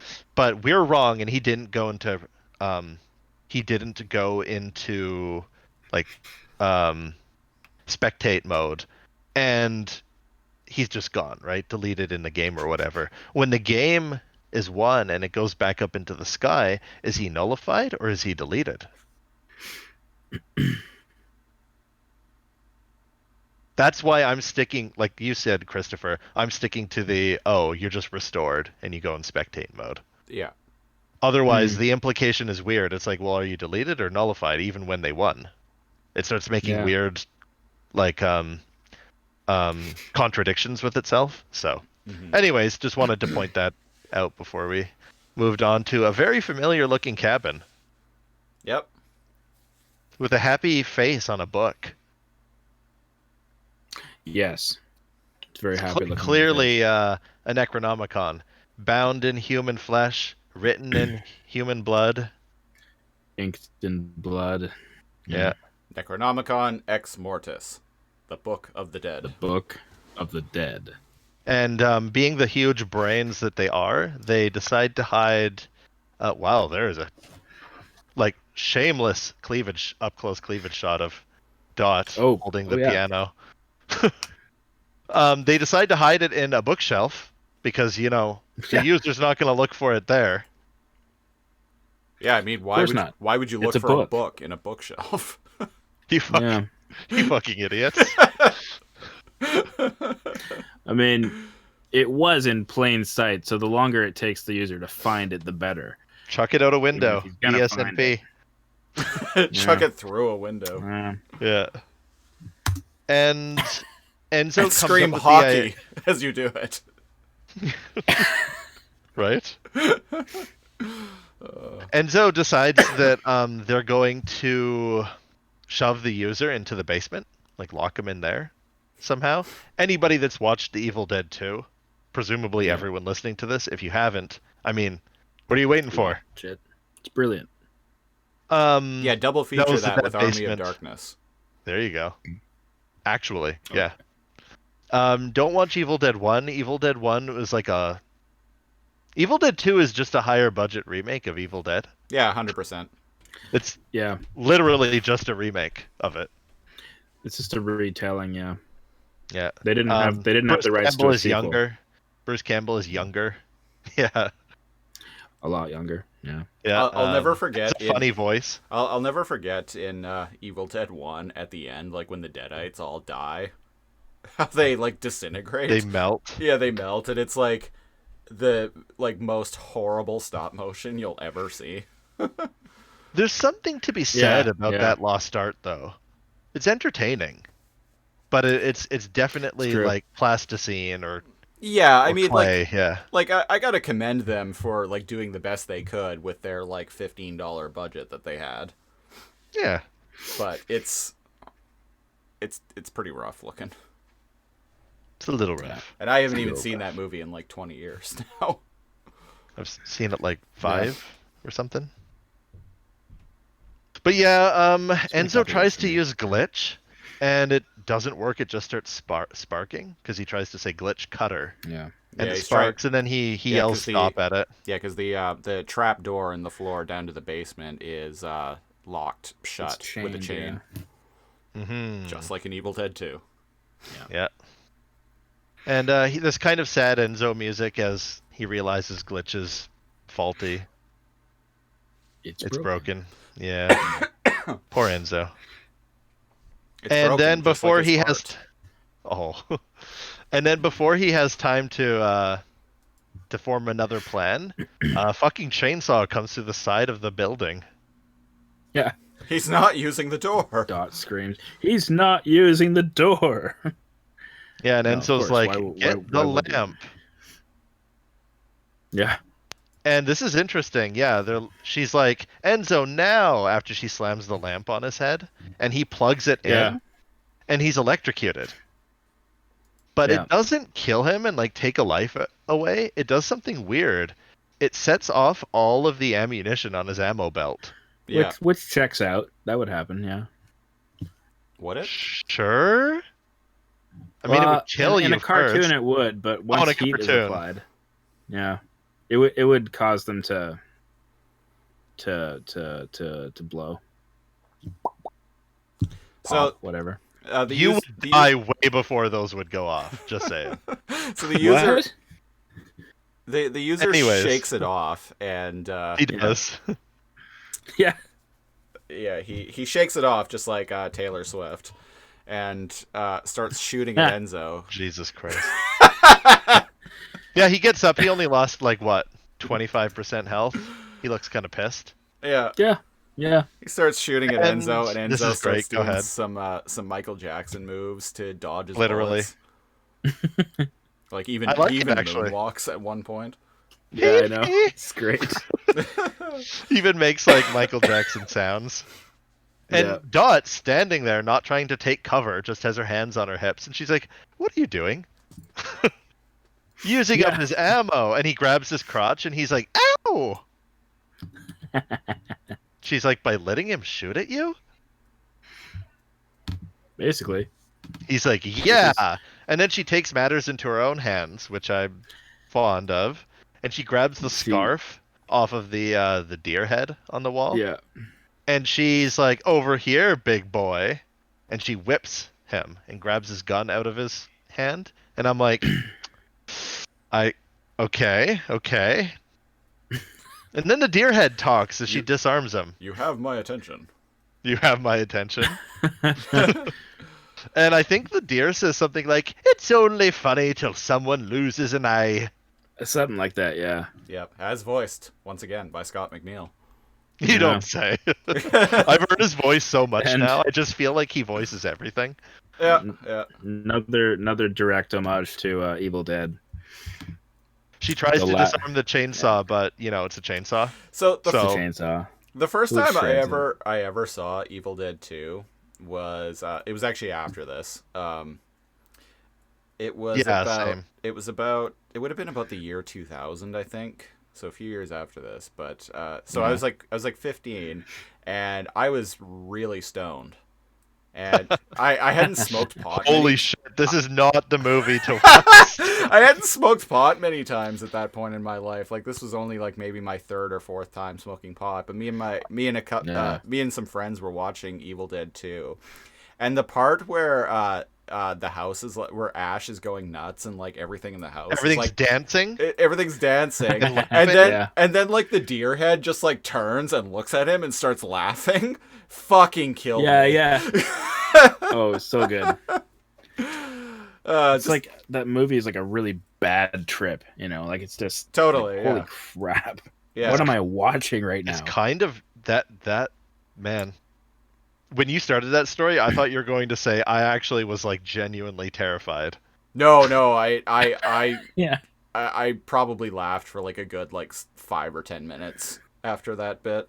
Oh, okay, that's good. Yeah. I was expecting a different horrifying turn of events. No, I'm sure if I was on something like acid, it would have been a You would have run out of the house naked, screaming. yeah, probably. Which to be I've never actually done acid, so I don't really know, but I've heard stories. We've Nah. heard the stories. Yeah. Aiden, why don't you tell us? What's Moving it like? on. What's it I'm like sorry. doing acid? How do you prepare for something like that? Lucky guess. Oh, damn it. I still got to make the new intro for season 3. I'll have to do that after we finish recording. So the user does something perplexing. He has a chainsaw hand, correct? Yep. Instead of just, chopping them because they're undead, or wondering why there's a really hot Elvira in the game and Michael Jackson, Mhm. he pushes a piano over them and pins them against the wall. And I'm like, from a dramatic point where we're following the show and they need to survive or whatever, this creates tension. But from a logical point, I'm like, you have a chainsaw hand. Just wouldn't it have been vastly less work to just chainsaw them? And indeed, after he pins them against the wall, he tries to chainsaw them through the piano. Which backfires because Piano wire wraps around the chainsaw. yeah. He doesn't seem sad about it Concerned. though. He says groovy. Strangle looks at our it and goes, necks, you're the "Groovy," and piano then he wire. throws it Strangle away. our necks tonight. I mean, When we're hiding from the user who looks like Ash. Oh no. Oh no. And this I song was on is board. falling apart. I was on board after the last one. So yeah, now he's ruined his last weapon, and I'm like, well, that was a weird thing for him to do. Yeah, I know. He just kind of wastes his means of playing, basically. Yeah. It's a really stupid user. Yeah. You know, Oh well, you could tell this is his first time. They were even he's just standing there, shooting at everything. Yeah. I see. The first time I saw that, I was kind of like, well, in certain games, you got to gain points. So you just shoot a bunch of stuff, and you just stand there shooting stuff, or you kill boars or whatever. You kill Boris. Yeah. That's a wild boar. or whatever. And you that's you a just wild get a bunch of pig. points, and then That's a wild until boar. you can afford what you need. What was that? What? Hello? Sorry, you turned into a robot for a second. Oh no, I was a robot again. Sorry, you sounded like a robot. Briefly. Oh, at Briefly. what point? Your video was fine. Yeah. Weirdly enough. Oh, good, fantastic. The video was good, but you couldn't hear me at all. Well, you just roboted for a It's second. doing that. Oh no, it's doing it again. Okay, I kind of feel like I have to worry about it because It's Hello? happening again.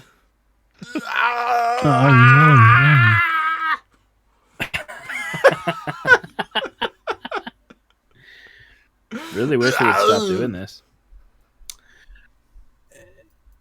Anyways, where were we? Oh, the user just goes to grab the book, and Bruce Campbell trips because Frisket, using the last of his energy, jumps forward and does the dog splits in front of him, and he Snidler, trips. Your video disappeared. Oh well. Oh jeez. Snidler? Dun dun dun dun dun dun dun dun. This is ridiculous. Reference. Can't believe this is happening. No. That's your. There's the smooth Am I jazz back? voice. Yes. Hey guys, that was weird. It just disconnected me altogether. Oh. I'm back. Hopefully for good. You hit continue, not exit. Yeah. No. Good. No. Good. Yeah. So Frisket's still alive, it's showing. He's just wounded. And the user gets up, and in a very Evil Dead, like, comedic moment, he turns his head, and the whole chair, like, turns, as if he's, like, looking around. Yeah, yeah. And they do something weird and cartoonic again. Dot spins him in place, and Enzo throws the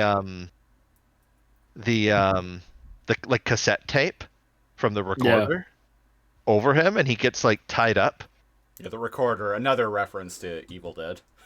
Yeah, in fact, I think it's actually the recorder that summons the Evil Dead. It is. They don't. Yeah, because they're playing the tape, and the guy who used to live at the cabin recorded himself reading the incantations from the Necronomicon. Yeah. So when they play it, it calls it. Yeah, that's some shitty luck right there. Can you imagine? Not only that, you'd think you'd have to say it out loud in person, not a recording. But it's the words. Maybe somebody listening to it also summons it. But anyways, Barata. Don't do it. No. Necktie. Necktie. Nickel. You know what? A very little known fact is that is actually from the day the Earth stood still originally. That is correct. Yeah, Klaatu was actually the name of the alien who comes to Earth. Yeah. Oh. Yeah. So like. A lot of people know it as literally Darkness. everyone I've ever talked to has been like, oh, it's from Army of Darkness, and it's like, yes, it is, but the line's originally from the day the Earth stood still. The whole line. Yeah. They have to repeat it. Yeah. It's from the day the Earth stood still. Yeah, the name of the alien in that film is Klaatu, and I believe the line is like his greeting essentially. His ba weep grana weep ninibon, if you will. Oh, so he says Klaatu Verata Nikto? Yeah. Oh, cool. And they Evil Dead just kind of used it for their own thing. Yep. Yeah. That you know what? That feels very Sam Raimi. Yeah. Yeah. So they do something weird. After they spin him, the couch falls off of his head. And the user peers through the tape with an eye, and Enzo shouts "boo" and does like a spooky face. And apparently he's so scared he jumps backwards and falls into the basement. Yeah. He says groovy too. Before all that. Oh, he seems mildly amused by everything horrible that happens to him. I was going to mention earlier when you were talking about the user just shooting at things. I feel like the user in this game is just some like dipshit like 9-year-old. It's a kid who's probably played this for the first time, and he's playing on easy. Yeah. Right? He's playing on easy. That's why to say groovy, yeah. Press X to pay respects. Yeah. Isn't it F for respects? Oh, I don't know. But what do I know? And he gets sucked into an evil. Play Call of Duty. I just know the joke. I just know the meme. So he gets sucked into the evil like red vortex with skeleton parts. Yeah. And then it slams down, but he pops back out. Huh? Bones. Ex skeletons. Skeleton parts. Yes. Skeleton parts. Is that what he said? Skeleton. Oh, parts? So good. Did I actually say that? Yeah. Yes, you did. That was great. Wow, I think that's the first time I've ever called bones skeleton parts. I mean, I'm not wrong.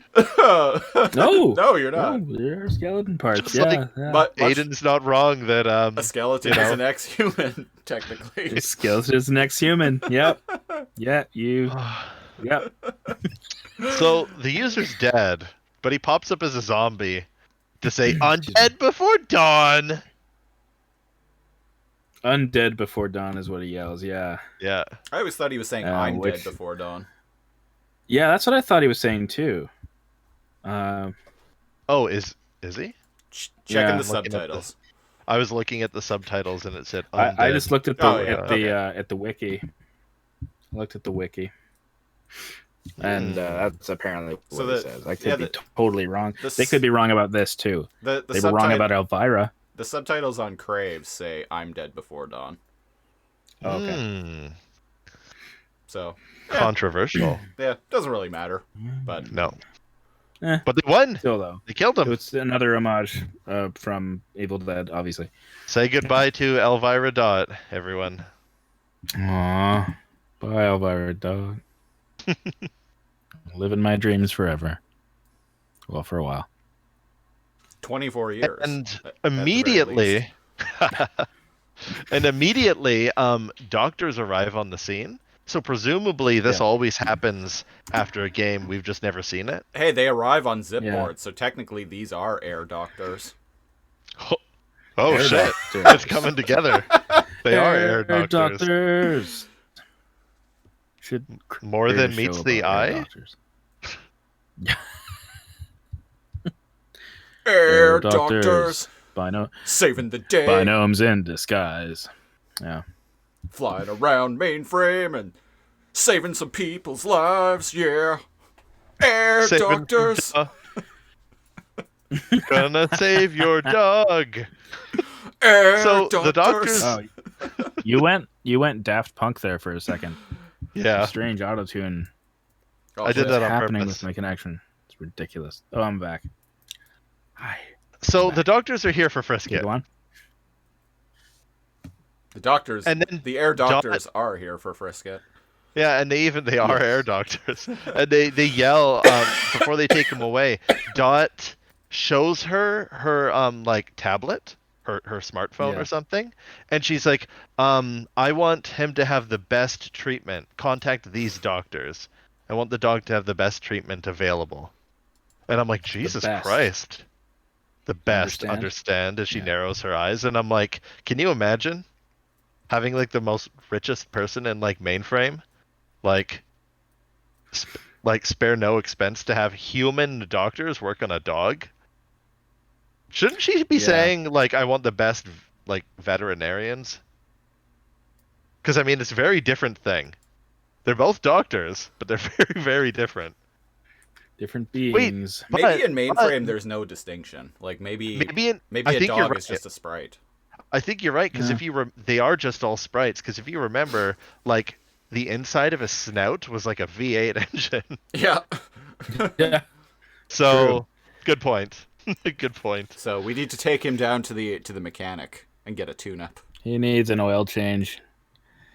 Yeah. You're in a lube job. What's the difference between Frisket and salmon? What? I don't know. You can tune a fish, but you can't tune a Frisket. Folks, I'll be here all week. Yeah, I know.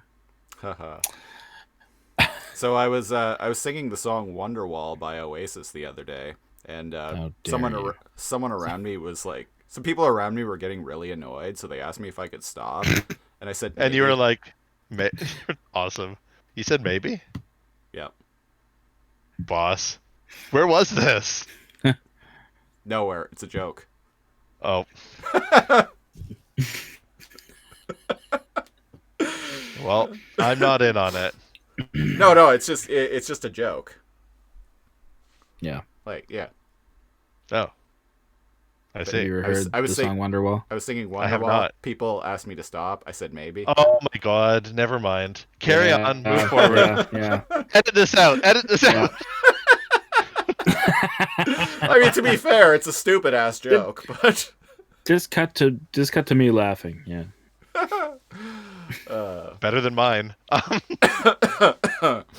So we see Frisket with sad music being taken away by doctors. Not Wonderwall. Yes. Unfortunately.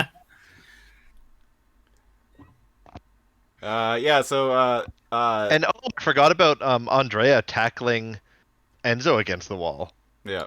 Well, yeah, the shields are back up and running on the principal's office, by the way. Yeah. That's another thing that happened. Yeah, Mouse is I all like- like, Fong managed to get the shield back online, and Fong's all like, I could not have done it without you. Your codes are magnificent. You are a true artist. Fong's like so horny for Mouse now after looking at her Man. code. Yeah. He straight up turns red. Yeah. Oh yeah. Yeah. Yeah, he's like praising her and like he's amazed by like her code. And what did she say? I'm She's amazed like- by her code too. You'll damn it. turn a sprite's head with talk like that or something like Yeah, that. she's like, "Why, Fong? You'll turn a young sprite's head with talk like that," and that's what makes him blush. Yeah. And I'm like, yeah. Yeah, you know what's up, Fong. I Cosahedron every day. Yeah. Sometimes twice a day. Sometimes twice a day. Or even 3 So- times if Mouse is involved. Oh Jesus. So we get some. We get a vid window shot because Fong's like, "Oh, Yeah. I have a message for you," and it is Frisket like snarling as doctors are trying their best to subdue him. Yeah. You know, typical Frisket, Yeah. who only like lets like Dot and Enzo around him, mostly Enzo. I like But the I'm look, like, dude, I like the look on Andrea's face when she's looking at after it shows the vid window of Frisket Yeah. like harassing Oh. the doctors. Huh? Enzo's eyes are quirked too. That's Yeah. actually a good Yeah. shot. Yeah. No context reboot. Like, what could they possibly be looking at? Maybe that'll be the show art for the episode. That's not bad, actually. That looks almost like Photoshop. Actually, Like we that's- made their faces look wonky. That's great, yeah. And she Fucking like kind of face. even like tilts her head too. That's a good shot. Yeah. I say either Dot as Elvira or that. But that's just my 2 cents, honey. I don't know why I'm talking like Mouse now. We need to I don't finish know why you're this. talking like I'm mouse going head. crazy. Yes, we've hit the 2-hour mark, gentlemen. Yeah, I'm going insane. Have So we? Oh my gosh. So yeah, basically, Dot congratulates Enzo, telling him that he did a really good job, and yeah,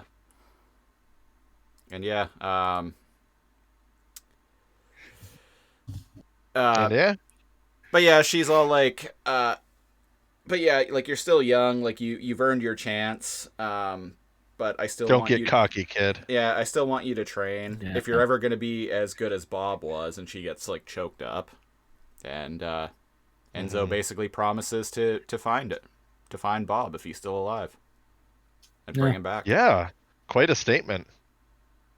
Yeah. Statement for a small sprite. And Mouse is Yeah. like, speaking of Photoshop, Mouse is like, sorry to break up this Photoshop moment. Yeah. I like that. Yeah, I didn't even know Photoshop was that old. Yeah. It's Wow. old. Oh, I get it. I hate to break up this like This Kodak moment. Yeah, okay. Yeah. I like it. Which at this point is kind of an archaic phrase. Like if you say it's a Kodak moment to like a Gen Zer, they're probably gonna be like, "What the fuck are you talking Yeah, about?" I'm gonna be like, Fuck what? talking about old Yeah. man. Yeah.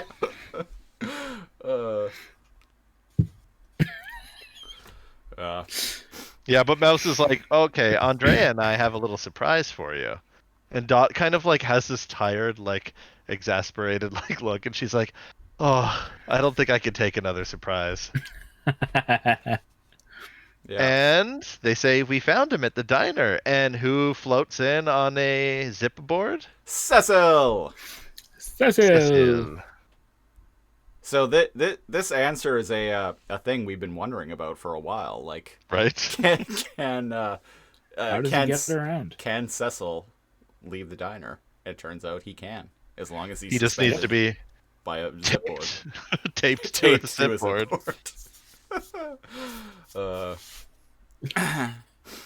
Please, She's like, please, Mademoiselle, Yeah. not in front of the customers. And I'm like, Then everybody Uh-oh. laughs. Everybody And laughs. everybody laughs. And credits. That's such a sitcom ending. Yep. Yeah. Voice director Michael Donovan. Oh, And I'm really? like, it's a slight comedic moment following the brutal episode 1. That in television writing is called a tale. It's very common in sitcoms. It's the everything's gonna be okay moment at the very end of an episode of a sitcom. Yeah. Yeah. And everything's gonna be okay. Yeah. I like it. Yeah, if you ever watch sitcoms, like, they always end that way. Like, Yeah. Yeah. no They need to matter. resolve all the conflict in the episode, right? Yeah. But yeah, for the listeners, it's called a tale, if you were curious. Because I studied that shit in university. Mm-hmm. He's an expert, one could say. Yes. An expert, I say. I mean, I got really good grades, but Well, there you go. I always say that my post-secondary education and student loan debt amounts to like $45,000 worth of useless trivia. Who's laughing now, Mom? I don't know. Who's laughing now? Canada Revenue Agency. Ooh, For my student not loan debt that I'm not paying. still Oh, them. dear. Still Yeah. them. Yep. Anyway, so that has been the first episode of Season 3 of ReBoot. Yeah. Here on Alphanumeric, we grade episodes on the 4-point alphanumeric scale, which, starting at the bottom, is this is bad, very bad, which is pretty self-explanatory, to I don't think so, which are episodes that are not that great, to that was easy enough, to which are episodes that are pretty good, to the very top tier upper echelon alphanumeric, which are episodes that we think are super awesome, totally rad, and among the best ReBoot has to offer. Yeah. Snidler, what do you rate this episode? Oh my gosh. Still trying to work that out. But I'm gonna give this episode, as much as I love it, I'm gonna give it a that was easy enough Oh, really? so far. I love this episode. There's a lot of my favorite stuff in this episode. But yeah, there were some I have to go back and have a look. Back to the Future. Back to the Future. But I there were some, hold on.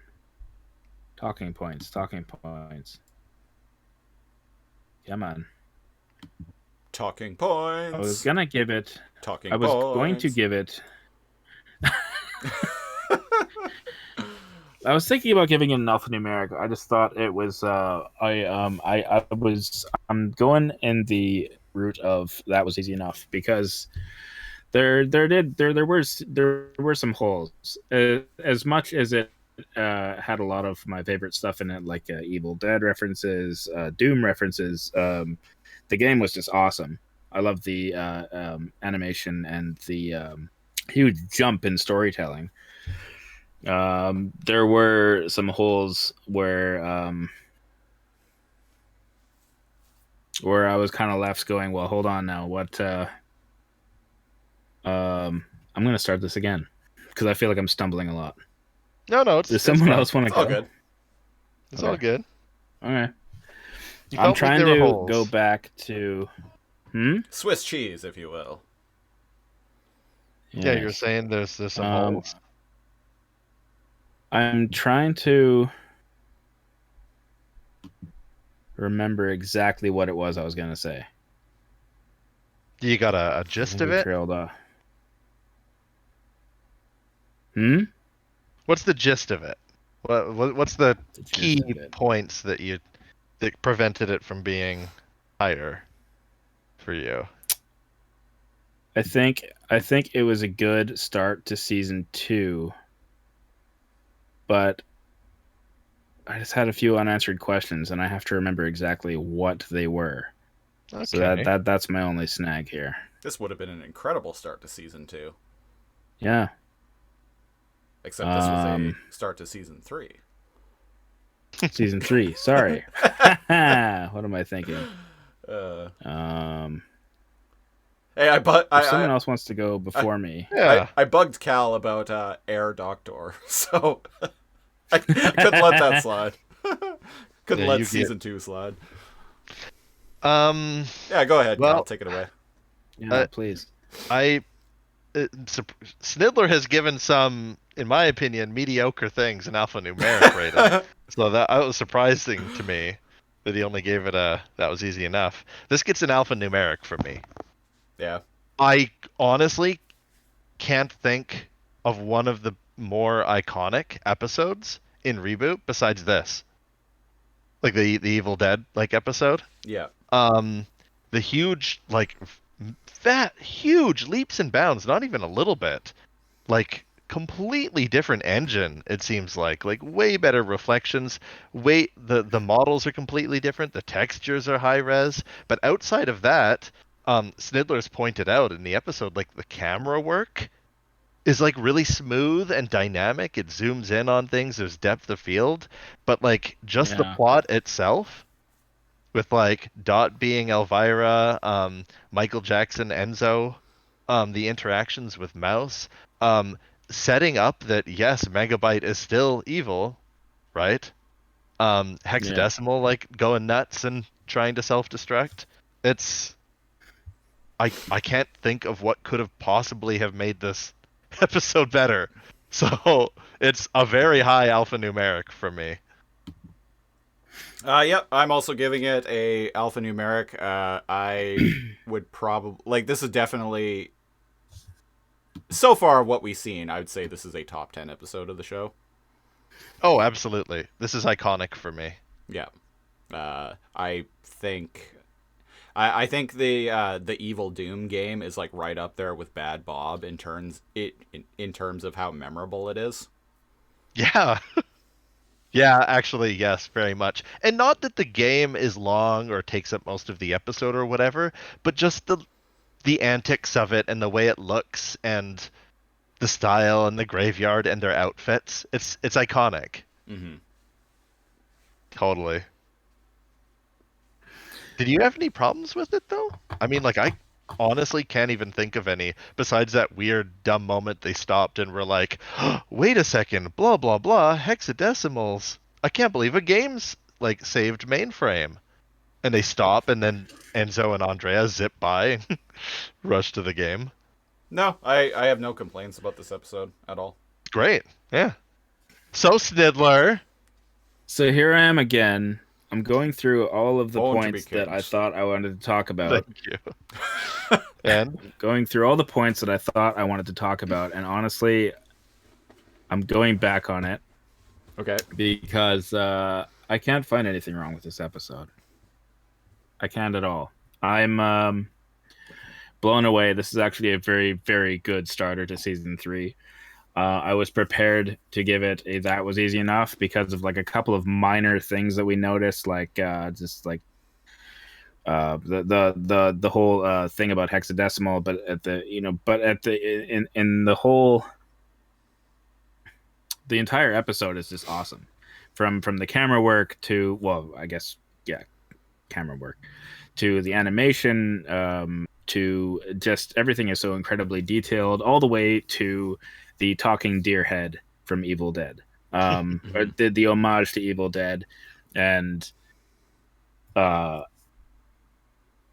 Bruce Campbell character, the whole Ash in the game. massive amounts of cleavage, massive amounts of mouse biceps. massive amounts of Dot, and Mouse. Massive damage. Yep. And just the it was like Christopher mentioned earlier on in the episode, the huge middle finger to the ABC network. Just they broke free. Now they're just doing whatever they want and they are running with it. Well, And I think this is a great episode. So overall, I'm gonna give this a very, very high alphanumeric rating. They're from AP Snidler. They're doing what they want, you know, dressing in drag and vacuuming the living room carpet. Yeah. I want to break free. I want to break free.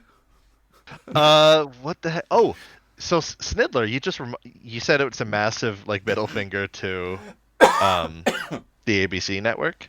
Yeah. So it's funny that the CPUs are like the good cops, right? And the ABCs are Yeah. like the villains on the show. Yeah. Speaking of a massive, I didn't really see the symbology until you said that line.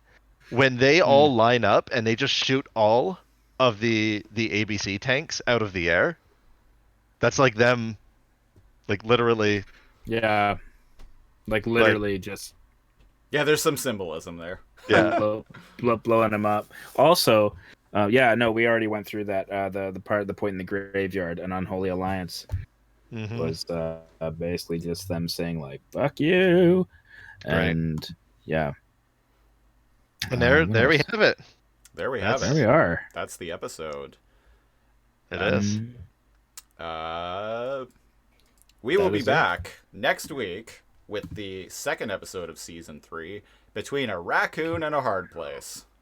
What? Dose. Which is another pretty great episode, I must say. I've been rewatching the whole thing, and I'm pretty excited. I don't. This is a remember great this. season. What the fuck? Yeah. This is a great season. Rocky the Rabid Raccoon. Oh. I watched this episode already a couple of weeks back, and holy Oh fuck, my that God. raccoon is a meme. This is just like- popped back into my head. Yeah. Yeah. So keep an eye out for that.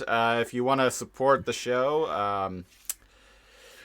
check out our website, www.alphanumericpodcast.ca. If you want to get in touch with us, send us an email at alphanumericpod, P-O-D, at outlook.com. Go to our Facebook page, facebook.com/lasercomb, LAZORCOMB. You can Or if also... you're Canadian, LAZ. Sorry, go on. You can also follow me on Twitter at Lasercomb, spelled the same way. And Snidler, you also joined the Twitterverse. I'm also on the Twitterverse at AP Snidler. Exactly how it sounds. I'm an old SNIDDLER. man. I'm an old man. What? How do we find you on the Twitters? You can follow me on tweeters. You can also follow me on Instagram, instagram.com/Christopher Siege, SIEGE. I think that about does it. So we've already been going on for quite a while now. Yeah. Well, I don't have any like social media like things yet, and I'm not on like the webcam as the listeners and viewers can see. As far as you're concerned, I could just be an advanced AI that they interact with to talk about ReBoot. Prove me wrong. I can get behind that take. Yeah. I'll go along with that. Prove me wrong. His consciousness is just his consciousness became trapped in a computer long ago, and he's just he's living in the digital realm. Yeah. Which That's right. Some supernatural stuff. I feel like Cal would enjoy that. Digital. Let's get digital. Digital. Oh my god. All right. Yeah, so that about does it. Thanks for listening, everyone. If you're listening to the audio version of this podcast, which, well, most people probably are. And thanks for watching. If you watched us for our grand video debut, I'd like to keep doing this in video format, so keep an eye out for future episodes to be uploaded like this. Yeah. So until next week, Alphanumeric. Is it Groovy. bad? Well, what? Robot? In disguise. I want to break free. Stay frosty. So long, folks. 7, 8, 9. What Is there season are you more on? to this than that? Is there more than this to that? Okay, I'm disconnecting. Bye-bye, everyone. Thanks for listening. Bye. Bye.